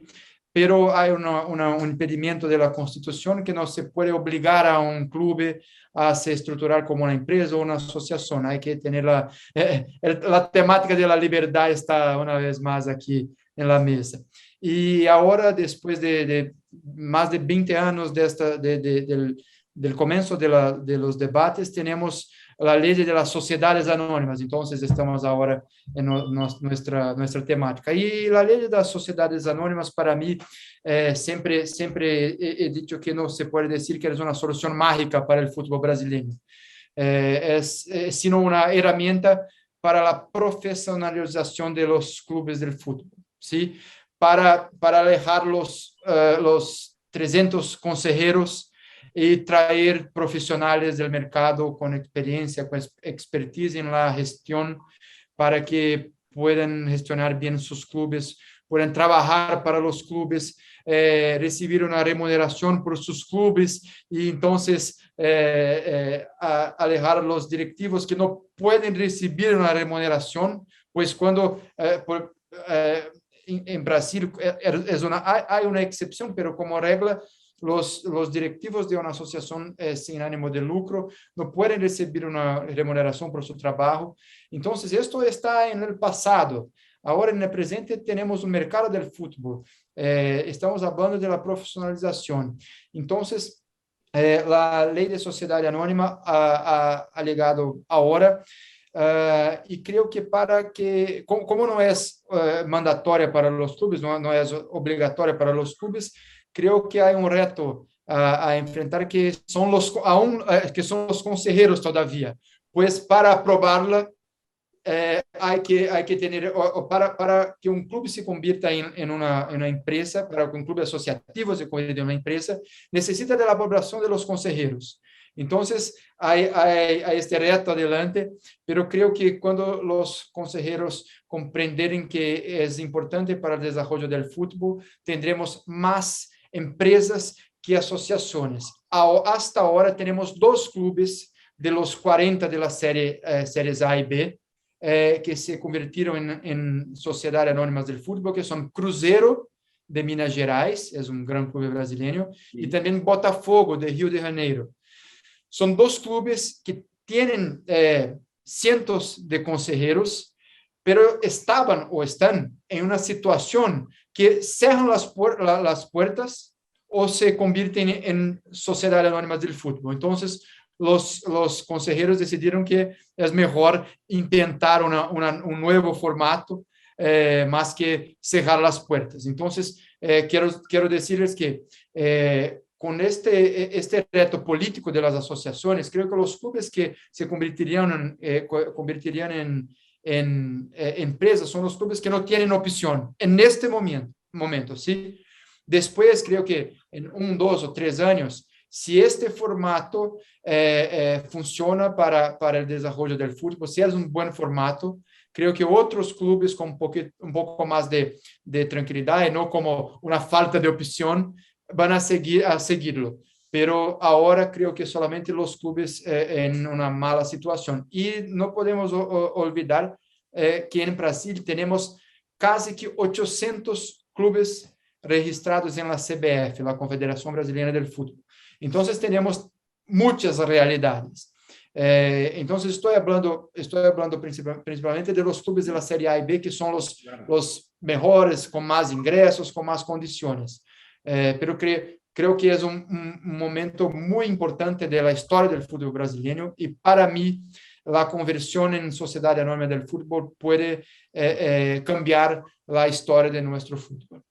Gracias, Felipe. Oye, como en Argentina, ¿no? Por ejemplo, Andrés Fassi, que lo conoce también muy bien, Miguel, pues se fue para allá con el Talleres y le ha dado una transformación, y por ahí todavía están en asociaciones civiles, ¿verdad, Gustavo? En Argentina el estatuto de la AFA dice que para ser miembro de la AFA, o sea, para ser un club afiliado a la AFA, hay que ser asociación civil sin fines de lucro. Esto nos atrasa muchísimo. Argentina, si no va hacia un cambio de permitir las sociedades anónimas deportivas, no digo obligar, digo que dar la posibilidad de que cada club, a través de su asamblea, de que los socios voten qué quieren ser, queremos seguir siendo asociación civil sin fines de lucro o queremos ser sociedad anónima deportiva. Si no pasa eso, el entorno sudamericano lo va a terminar obligando a Argentina. Hoy, en Uruguay, hay Sociedad Anónima Deportiva. Brasil, ya escuchamos a Felipe. En Chile, una maravilla. Sociedad Anónima Deportiva hace no sé cuántos años, el mejor sistema de Sudamérica, el chileno. Entonces, si todo el entorno permite las inversiones de capitales privados en sociedades anónimas, en clubes de sociedades anónimas, van a obligarla a la Argentina porque no van a poder competir deportivamente, porque el dinero que va a entrar a los clubes, Sociedad Anónima Deportiva, va a ser tan grande que después en la competencia los clubes argentinos van a perder por goleada si no se adaptan. Yo creo que hay un atraso, digamos, de concepciones en Argentina fenomenal. Si uno va a la AFA y pregunta, nadie quiere dejar este sistema, porque así como está, ellos consiguen ser elegidos y seguir estando ahí, por lo cual nadie va a querer cambiar este sistema. Entonces, creo que la cosa va a venir por medio de una ley. Como pasa en la Argentina, las cosas se hacen a lo bestia para que cambien. Es decir, una ley que dé la opción, ni siquiera que obligue.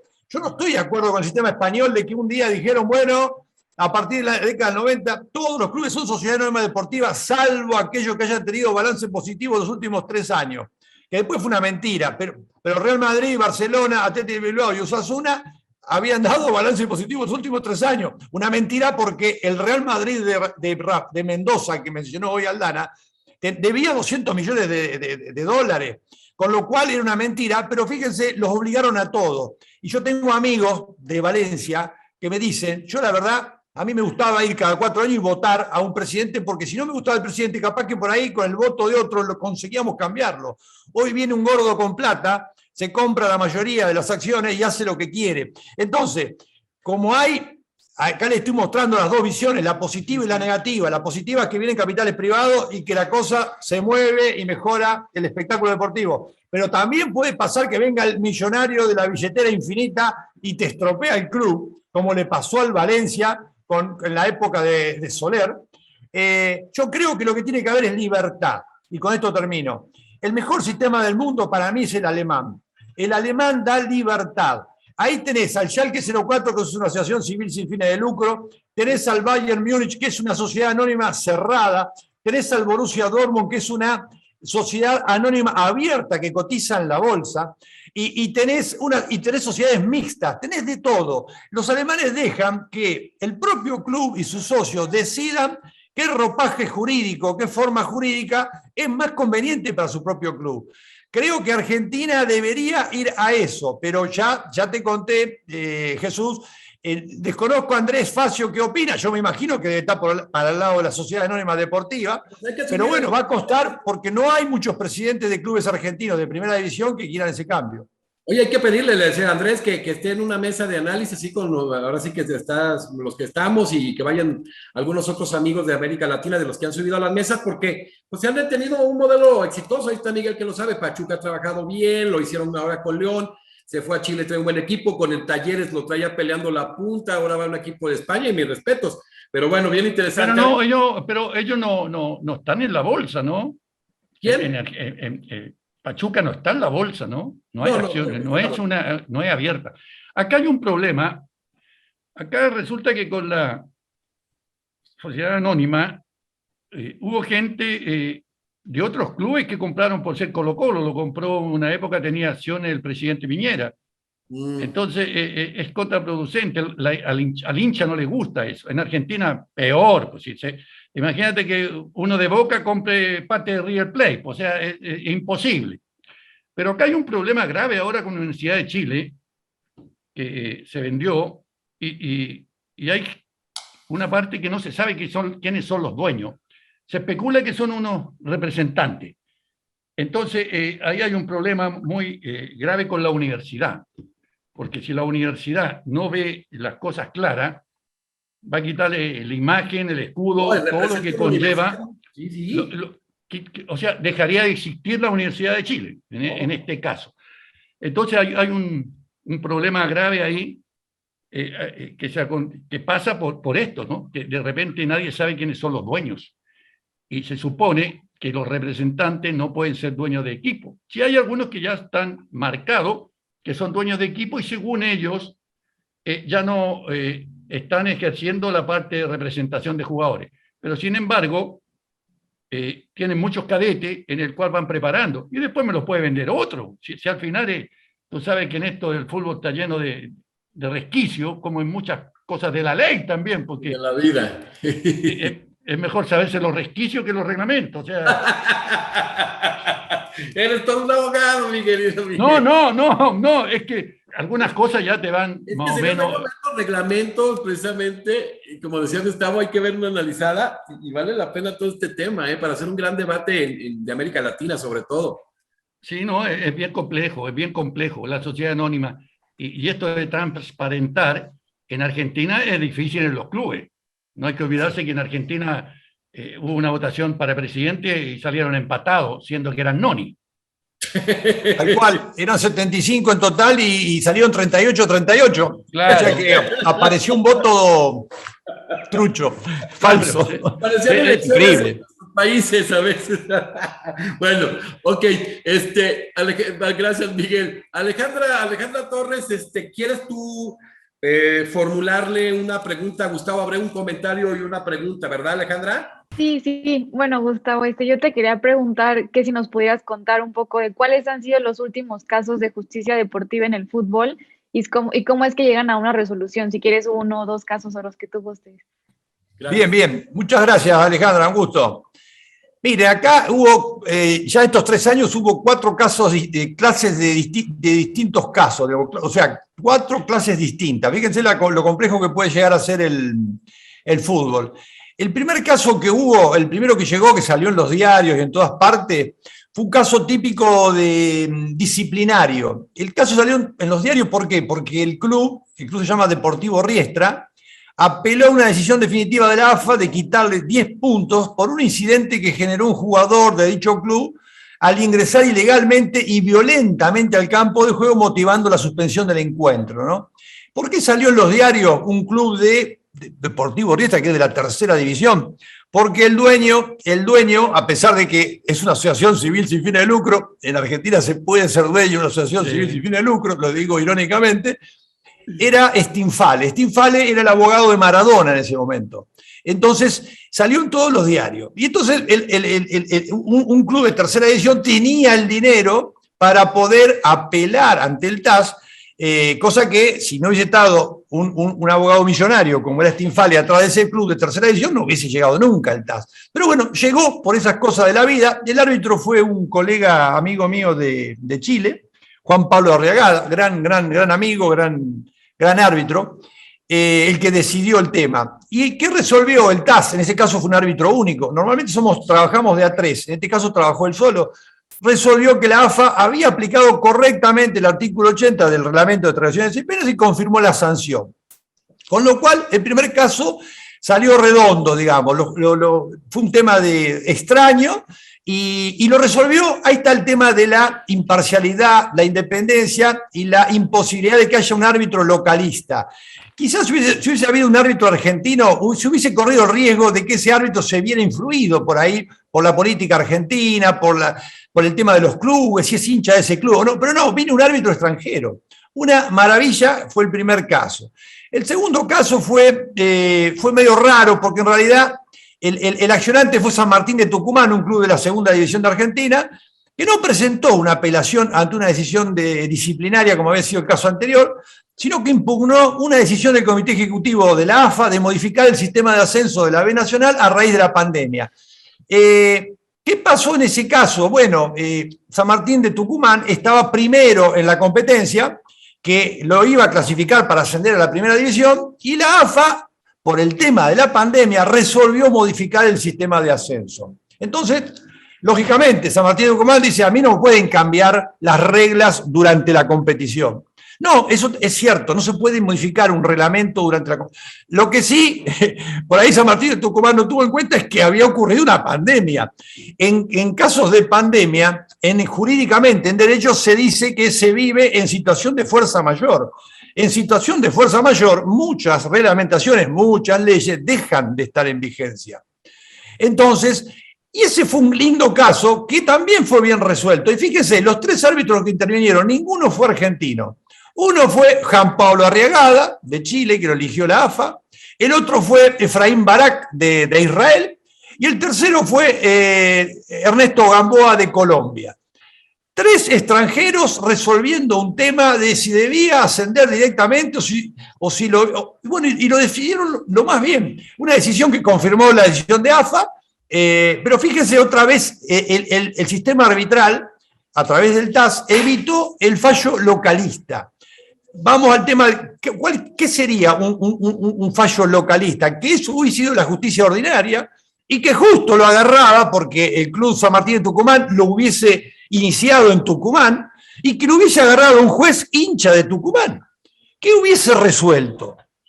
Hubiese resuelto que en favor de Tucumán y no hubiera habido ni independencia ni imparcialidad, que es lo que el sistema arbitral te garantiza. Ese fue el segundo caso. Vamos al tercero.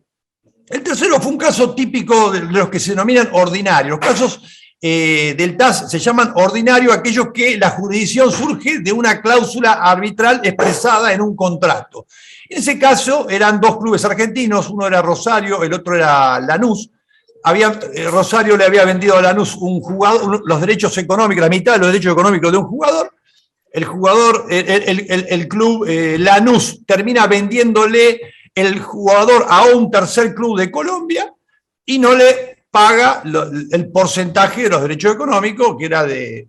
En ese caso no hubo problema de jurisdicción. Tanto Lanús como Rosario aceptaron la jurisdicción del TAS y finalmente el TAS resolvió lo que le parecía también con árbitros de cualquier lugar del mundo y sin ningún problema. Y el último caso, ahí fue un tema que tuvo que ver con el club de Andrés Facio, con Talleres. Y ahí la particularidad que hubo fue la siguiente. Eso fue un club muy pequeño de Córdoba que se llama Club Barrio Ituzaingó.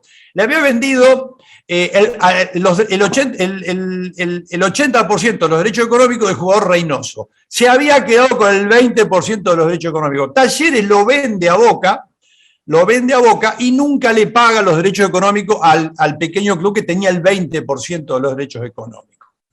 Ahí lo raro fue que el contrato de transferencia de derechos económicos fijaba una jurisdicción en la justicia ordinaria. Y si existe esa posibilidad en un contrato, no se puede ir ante un tribunal arbitral. Pero ¿cuál fue la particularidad? Que en ese momento Talleres, todavía no estaba Andrés Facio ahí, en ese momento Talleres estaba en concurso preventivo. Al estar en concurso de acreedores, opera lo que se llama fuero de atracción.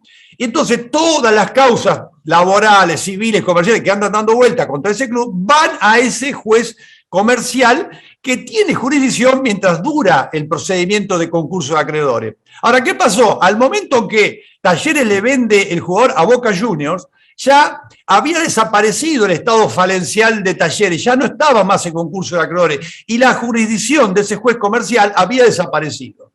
Como la jurisdicción de la justicia ordinaria, pactada por las partes, ya no existía más, los árbitros tuvieron que decidir si había jurisdicción o no. ¿Y qué decidieron los árbitros? Que el artículo 67 del Estatuto de la AFA autorizaba a ir al TAS para resolver esas cuestiones.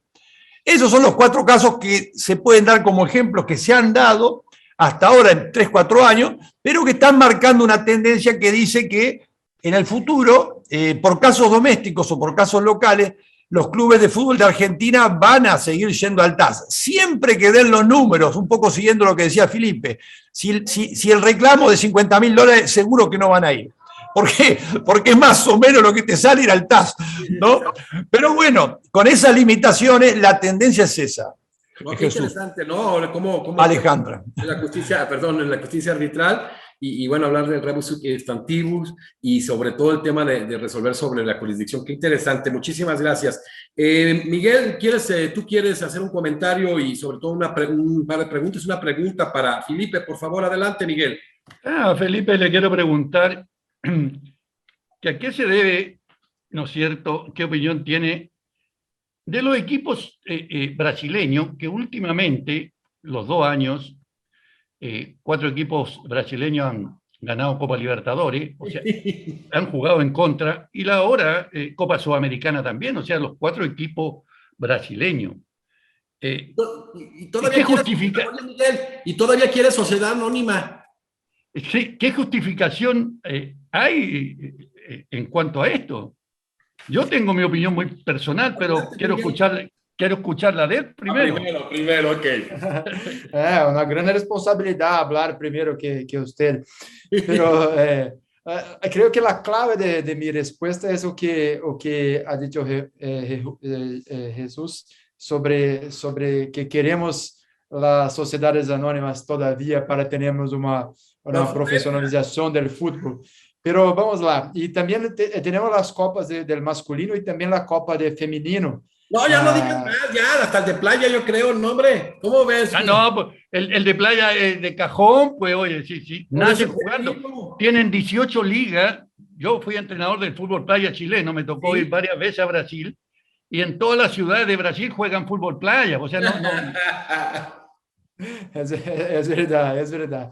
Pero sí, cuando leímos sobre las conquistas, las últimas conquistas del fútbol brasileño en las copas, las competiciones internacionales, los expertos de las finanzas y de la gestión dan cuenta de que tenemos los mayores ingresos en Brasil por las cuotas de televisión, las negociaciones con la televisión y de hecho que son buenas negociaciones, que tenemos que los premios para los jugadores son mayores que los otros y también tenemos ventas millonarias de jugadores, de jóvenes jugadores para Europa y para otros países, entonces los ingresos crecen con esto.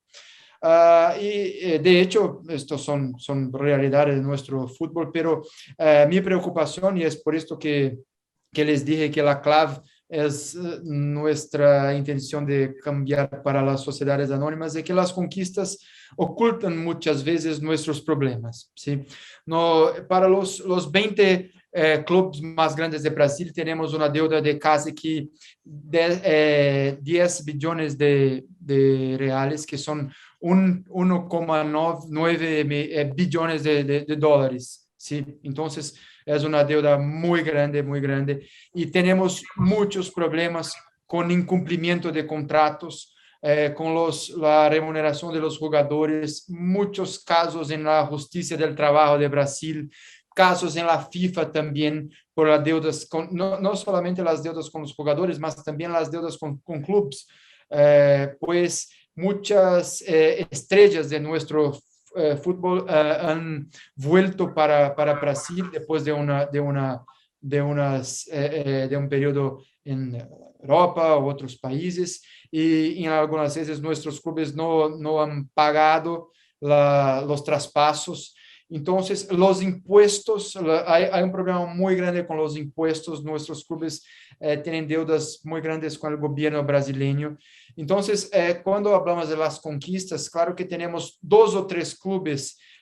Vamos a hablar de los 20 o 40, 20 de la Serie A, más 20 de la Serie B. Entonces, dentro de estos 40 clubes tenemos 2 o 3 que están en un buen momento, pero tienen deudas todavía, pero consiguen vivir de una buena forma y lograr éxitos en las competiciones. Pero mi gran preocupación, y por eso que esta temática tiene que estar en esta mesa, es que las conquistas en las competiciones internacionales, en las competiciones continentales, no pueden ocultar ocultar las dificultades financieras. Entonces, Jesús, necesitamos de las sociedades anónimas del fútbol todavía, necesitamos de mejorías en la gestión. Pues si tenemos buenos resultados ahora, si tenemos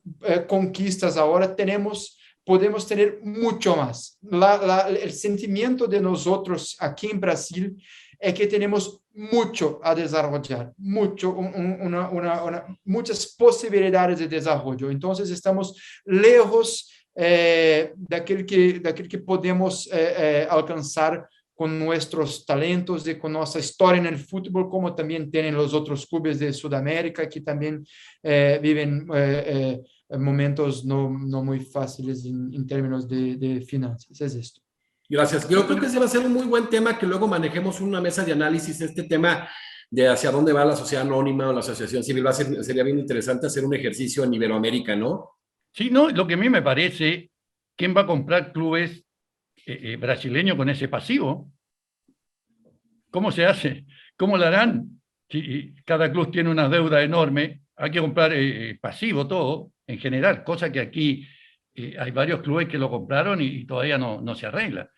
Yo creo que independientemente de la gran calidad del fútbol brasileño, están trayendo y están repatriando jugadores brasileños que están con buena, digamos, edad todavía para jugar y desarrollar el fútbol. Sí, no lo mismo pasa en Argentina y en Chile, que los jugadores prácticamente vienen a jugar el último año. O sea, un jugador argentino no va a venir de 30 años, 28 años a jugar a Argentina, estando en Europa.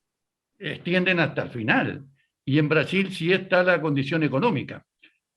Sin ir más lejos, a Dani Alves le den una gran cantidad de dinero, y mucho dinero, como dice Felipe, en muchos clubes. Por eso, para que exista la sociedad anónima, ¿quién se va a hacer cargo del pasivo? Se va a sanear. Esos son temas que hay que analizar a fondo, ¿no?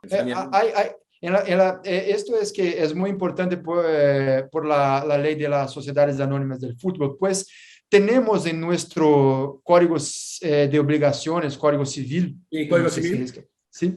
En nuestro código civil tenemos otros formatos de empresas. Entonces, si pensamos que si un club asociativo quiere convertirse en una empresa, podría utilizar una de las formas del Código Civil, pero hay unas particularidades del fútbol, como las deudas de las asociaciones, que tienen que ser trabajadas en esta conversión. Entonces, con la ley de las sociedades anónimas, estos problemas como las deudas pasadas de las asociaciones, yendo para las empresas, existen artículos y existen puntos de la ley que traen reglas para esto. Es por esto que se necesita una regla especial para el fútbol, para una empresa del fútbol como sociedad anónima del fútbol, más que una regla para una empresa como mi bufete de abogados o como una otra, sí, una tienda. Entonces es justamente para arreglar esses dois momentos da história, as associações que se convierten em empresas. Sí, los inversores, un punto muy importante es que los inversores, los cotistas de la sociedad anónima, los accionistas de la sociedad anónima del fútbol, tienen unas ventajas para los pagos de las deudas. Entonces, es como que un beneficio, un incentivo para motivarlos, incentivarlo, ¿no? Para que se puedan... Para los inversores. Para coger. Sí, pues si la deuda se pasa para los inversores como que automáticamente, no es imposible que un tipo quiera ser un inversor de una sociedad. De deuda, exacto. Gracias. Gustavo, pues ha sido una mesa increíble, vamos ya casi al cierre y la verdad ni se ha sentido el tiempo. Yo sí comentar al final, hay que replicarla, pero ya en México, en alguna de nuestras ciudades, con tiempo, yo estaba pensando en agosto, los mismos que estamos en la mesa, ya también se fue Adolfo, sería buenísimo hacer algo interesante, ¿no? Gustavo, ¿Qué tan satisfactoria ha sido la resolución de los temas en justicia deportiva ahora con el aspecto arbitral? Tú como árbitro, como una gente muy prestigiosa, ¿cómo vives la satisfacción en el tema? A ver, yo lo que veo, no soy, digamos, lo totalmente imparcial como para dar una opinión, pero lo que veo como árbitro Sí, claro. es que en muchos de los casos no han nombrado árbitros argentinos. Bien, las partes, como que buscan ellos mismos el árbitro de la misma nacionalidad, aunque si lo hubiesen hecho no pasa nada, porque nosotros los árbitros tenemos la obligación de ser independientes e imparciales. ¿Qué significa ser independientes e imparciales? La independencia tiene que ver con no tener ningún lazo de relación personal, familiar, jurídica o de dependiente con la parte que te nombra. Por ejemplo, si ahora, qué sé yo, la AFA va al TAS junto con la Confederación Brasileña de Fútbol y la AFA me nombra a mí, y yo trabajé 5 años en la AFA, bueno, no debería nombrarme, y si me nombra yo debería excusarme, o si no, los abogados de la Confederación Brasileña de Fútbol van a poder recusarme a mí. ¿Por qué? Porque no, yo tengo que ser independiente, eso tiene que ver con la independencia, no tener relaciones sociales, personales, laborales, de ningún tipo. Y lo otro que tiene que tener un árbitro es la imparcialidad. La imparcialidad ya es algo distinto, aunque parezca lo mismo. ¿Qué significa la imparcialidad? La imparcialidad es un estado mental. Es que el árbitro esté convencido de que ser hincha de tal o cual club, por más que ese club después lo elija, no le va a influir para que él modifique su manera de resolver ese caso que tiene en estudio. Por ejemplo, yo soy hincha de Boca. Le doy un ejemplo típico. Cuando Boca fue al TAS a pedir que la copa que había ganado River se la dieran a Boca, ¿se acuerdan con el tema del escándalo del partido suspendido que se jugó en Real Madrid? Bueno, cuando Boca fue me podría haber nombrado a mí, tranquilamente, porque se puede nombrar un árbitro. Ahora, yo hubiese aceptado o no hubiese aceptado, yo soy hincha de Boca, todo el mundo sabe que soy hincha de Boca. Ahora, yo hubiese aceptado. ¿Por qué? Porque en el caso mío, yo hubiese sido imparcial, porque para mí es más importante ser árbitro y vivir de eso y trabajar de árbitro que ser hincha de Boca. Además, no soy socio de Boca, no tengo platea en Boca, nunca trabajé para Boca, no conozco a los directivos de Boca. Entonces, la imparcialidad es algo distinto. Yo no sé si llegué a explicar la diferencia claramente, pero es un estado mental de imparcialidad. Entonces, lo bueno que tienen los árbitros, normalmente, del TAS, y yo los conozco a la gran mayoría, porque somos 300, pero trabajamos 70, 80 más o menos, yo los conozco a todos, es ese gran capital que es la independencia y la imparcialidad. Y en estos casos de Argentina, afortunadamente fuimos pocos árbitros argentinos nombrados, los árbitros que vinieron fueron de Israel, de Colombia, de Chile, de distintos lugares, y lo hicieron muy bien. Con lo cual, y ya terminando con esto, la respuesta, entiendo que las partes que han llevado estas cosas al TAS están conformes, porque mínimamente ese requisito que es de la imparcialidad y la independencia, y que el árbitro sea especialista y sepa de qué es lo que está resolviendo, porque otro problema que tiene la justicia ordinaria es que te toca un juez de la justicia ordinaria, un juez civil o comercial, no tiene ni idea de lo que son los reglamentos deportivos, y puede ser un desastre. Entonces, para terminar con la respuesta, yo creo, porque más o menos conozco a los abogados que han litigado en esos casos y que nombraron a árbitros de otras nacionalidades, creo que en general hay una situación de conformidad respecto de esta actuación del TAS en casos argentinos. Sí, bien interesante. Bueno, para cerrar, vamos ya a cerrar. A ti, Felipe, pues te quiero hacer una pregunta, Alejandra Torres, que bueno, ahora con esta pregunta cerramos, la verdad. Una mesa que se ha venido yendo con una gran dinámica, pero aún así nos hemos ido a 2 horas. Maravilloso. Adelante, Alejandra. Sí, Felipe, bueno, pues mi pregunta es que con base en tu experiencia y como haciendo un análisis actual, ¿cuál consideras que es el estado actual de Brasil en temas de corrupción en el deporte? Y yo creo que en esta mesa hablamos mucho de las reglas y también de como ha dicho Miguel cuando dio su opinión sobre los agentes y sobre las relaciones con los directivos, que claro, yo sé que esto se pasa, no es para todos, no es la regla, en mi opinión, claro, hay buenos y malos agentes, pero esto se pasa con los directivos y yo quiero empezar mi respuesta con esto que Miguel ha dicho. Pues la corrupción es un problema que para mí, está muy cerca de las asociaciones sin ánimo de lucro. Para mí, los consejeros que van a sus clubes sin remuneración para trabajar por sus clubes, claro que no es solamente por esto. No recibir una remuneración no es la causa de la corrupción, claro que claramente que no es, pero es un espacio que no tiene buenas reglas de responsabilización de los dirigentes o los directivos de las asociaciones sin ánimo de lucro, ¿sí? Pues la idea de las asociaciones, creo que en todos los países, en todo el mundo, es que son personas que se reúnen para un objetivo que es común, que es algo noble, una buena cosa, como para ayudar personas pobres, y también para desarrollar un deporte para niños, para chicos, para chicas. Y entonces el fútbol asociativo nació en Brasil, nació como esta idea de una reunión de amigos para desarrollar una práctica deportiva. Entonces, después cuando empieza cuando el fútbol empieza a manejar altas sumas de dinero, mucho dinero, los traspasos y todo, abre un espacio para las malas personas, las personas que no son honestas. Entonces, para mí, este modelo asociativo en Brasil, sin reglas de responsabilización de los directivos, es algo importante en este debate de la corrupción.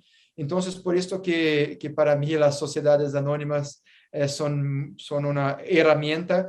Como ha dicho Gustavo, no se puede decir que, no puedo querer que sea una obligación, pero una buena herramienta para la profesionalización y también el punto de la responsabilización de los directivos, los gestores de las empresas.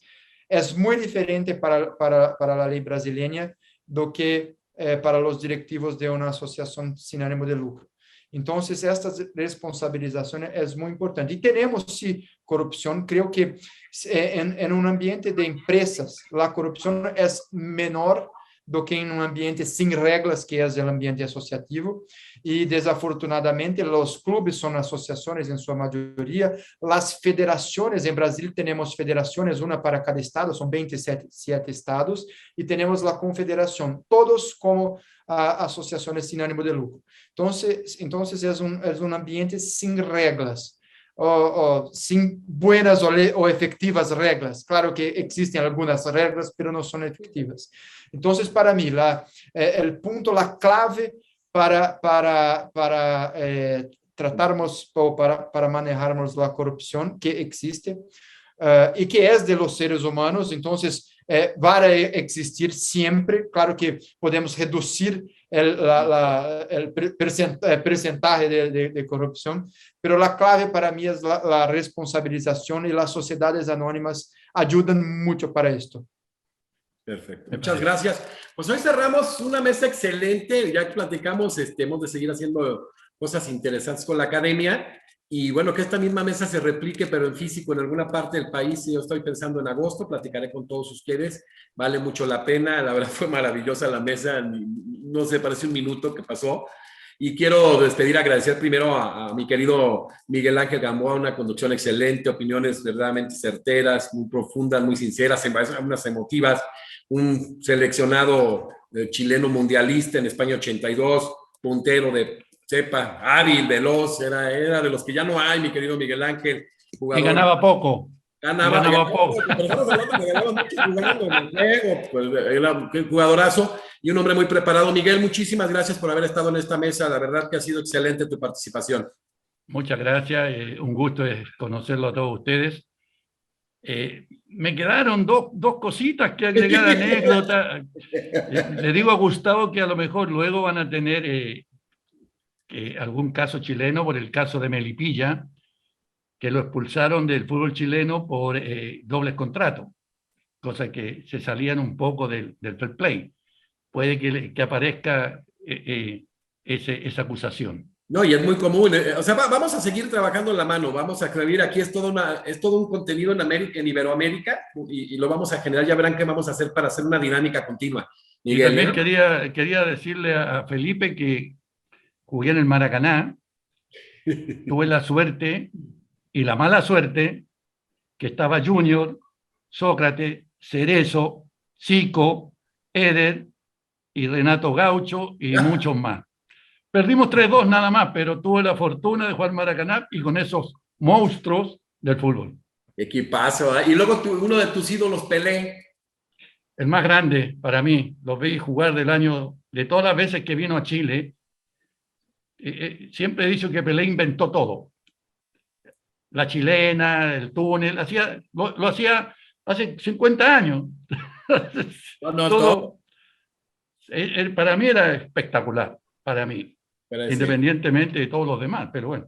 No, hay varios jugadores increíbles. Pues gracias, Miguel. Despedimos a Alejandra Torres Ruiz, una excelente estudiante de la licenciatura en Comunicación y Medios Digitales del Instituto de Estudios Superiores de Monterrey, Campus Santa Fe, Ciudad de México, TEC de Monterrey, una digna representante del TEC, súper estudiosa, con diplomado en práctica de periodismo deportivo, una gente también de fútbol. Quiero decirles que ella ha vivido en todo este ambiente de fútbol. Su padre es un campeón de fútbol mexicano, entrenador de primer nivel también, y Alejandra ha seguido y se me hace que ya se lo está rebasando a mi querido Antonio Torres Servina. Alejandra, un privilegio que nos acompañes en las mesas, dos visiones muy diferentes, pero muy encontradas, muy bonita ejercicio. Gracias, Alejandra. Sí, muchísimas gracias, Jesús, y muchísimas gracias a todos. La verdad que aprendo mucho y escucharlos me es muy grato. Muchas gracias. Bueno, agradecemos a uno de nuestros panelistas, a Gustavo Abreu, expresidente del Tribunal Nacional de Disciplinario Antidopaje de la República de Argentina, árbitro del TAS-CAS en Lausana, Suiza, y miembro del Comité de Disciplina de la Superliga Argentina de Fútbol, el director del Departamento de Arbitraje de la Universidad Austral de Argentina, una prestigiosa universidad, doctor en Derecho por la Universidad Rey Juan Carlos de España. Una gran participación, Gustavo, muchísimas gracias, una de las muchas, y bueno, como miembro honorario de la Academia, muchísimas gracias, Gustavo. Bueno, muchas gracias a ti, Jesús, por la invitación. Es una novedad para mí este tipo de conferencia. Estoy aprendiendo con ustedes, así que gracias por acompañarme en el aprendizaje. Pero valió la pena, es riquísima, riquísima. Todas las vertientes, buenísima la mesa, ¿eh? La verdad que es muy interesante. Y bueno, le agradezco mucho el buen ambiente que hubo a lo largo de todo. Son 2 horas prácticamente. Además, cuando ahí se puso tenso, que ahí estaban Aldana y estaban Miguel Ángel, ahí Aldana y Gamboa ahí. Pero está bien, porque con argumentos se puede debatir tranquilamente, aunque sea fuerte. Es como el fútbol, se puede jugar fuerte. Siempre que se juegue de frente no hay problema. Los sabrosos, los dos tipos talentosos, los dos tipos de experiencia, bien formados académicamente. Sí. O sea, la verdad estuvo buenísimo. Es que hay cosas que uno no las puede dejar pasar por alto. En Argentina todo el mundo estaba encerrado. Nadie podía hacer nada. Y el presidente y la esposa tenían fiesta. Eso no puede ser. O sea, increíble. Eso no puede ser, ¿me entiendes? O sea, la vergüenza. Es vergüenza. Eso no puede. Es todo. O sea, si yo me tienen encerrado o yo tengo que vacunarme, forzosamente, tienen que el del lado también. Así, o sea, es una cosa. Ya, me retiro. Gracias. Le damos las gracias también a Felipe Sousa. Muchísimas gracias. Extraordinaria participación. Máster en Derecho Deportivo Internacional por el Instituto Superior de Derecho y Economía de España, posgrado en Derecho Deportivo por la Escuela Superior de la Abogacía en Brasil, presidente de la Comisión de Derecho Deportivo en Campiñas en Brasil, posgrado en Derecho Empresarial, graduado en Derecho por la Facultad de Campiñas en Brasil, participante del programa de negociación Harvard Law School, miembro de la Comisión de Derecho Deportivo de Brasil, consejero del Instituto Brasileño de Derecho Deportivo, miembro del ISDE Sport Law y miembro de la Asociación Internacional de Abogados de Fútbol, socio abogado de Bronchi Sousa en la Sociedad de Abogados, miembro también honorario de la Academia, un extraordinario jurista también. Muchísimas gracias, Felipe, nos hemos de ver pronto. Muchas gracias, Jesús, por la invitación a la Academia Mexicana de Derecho.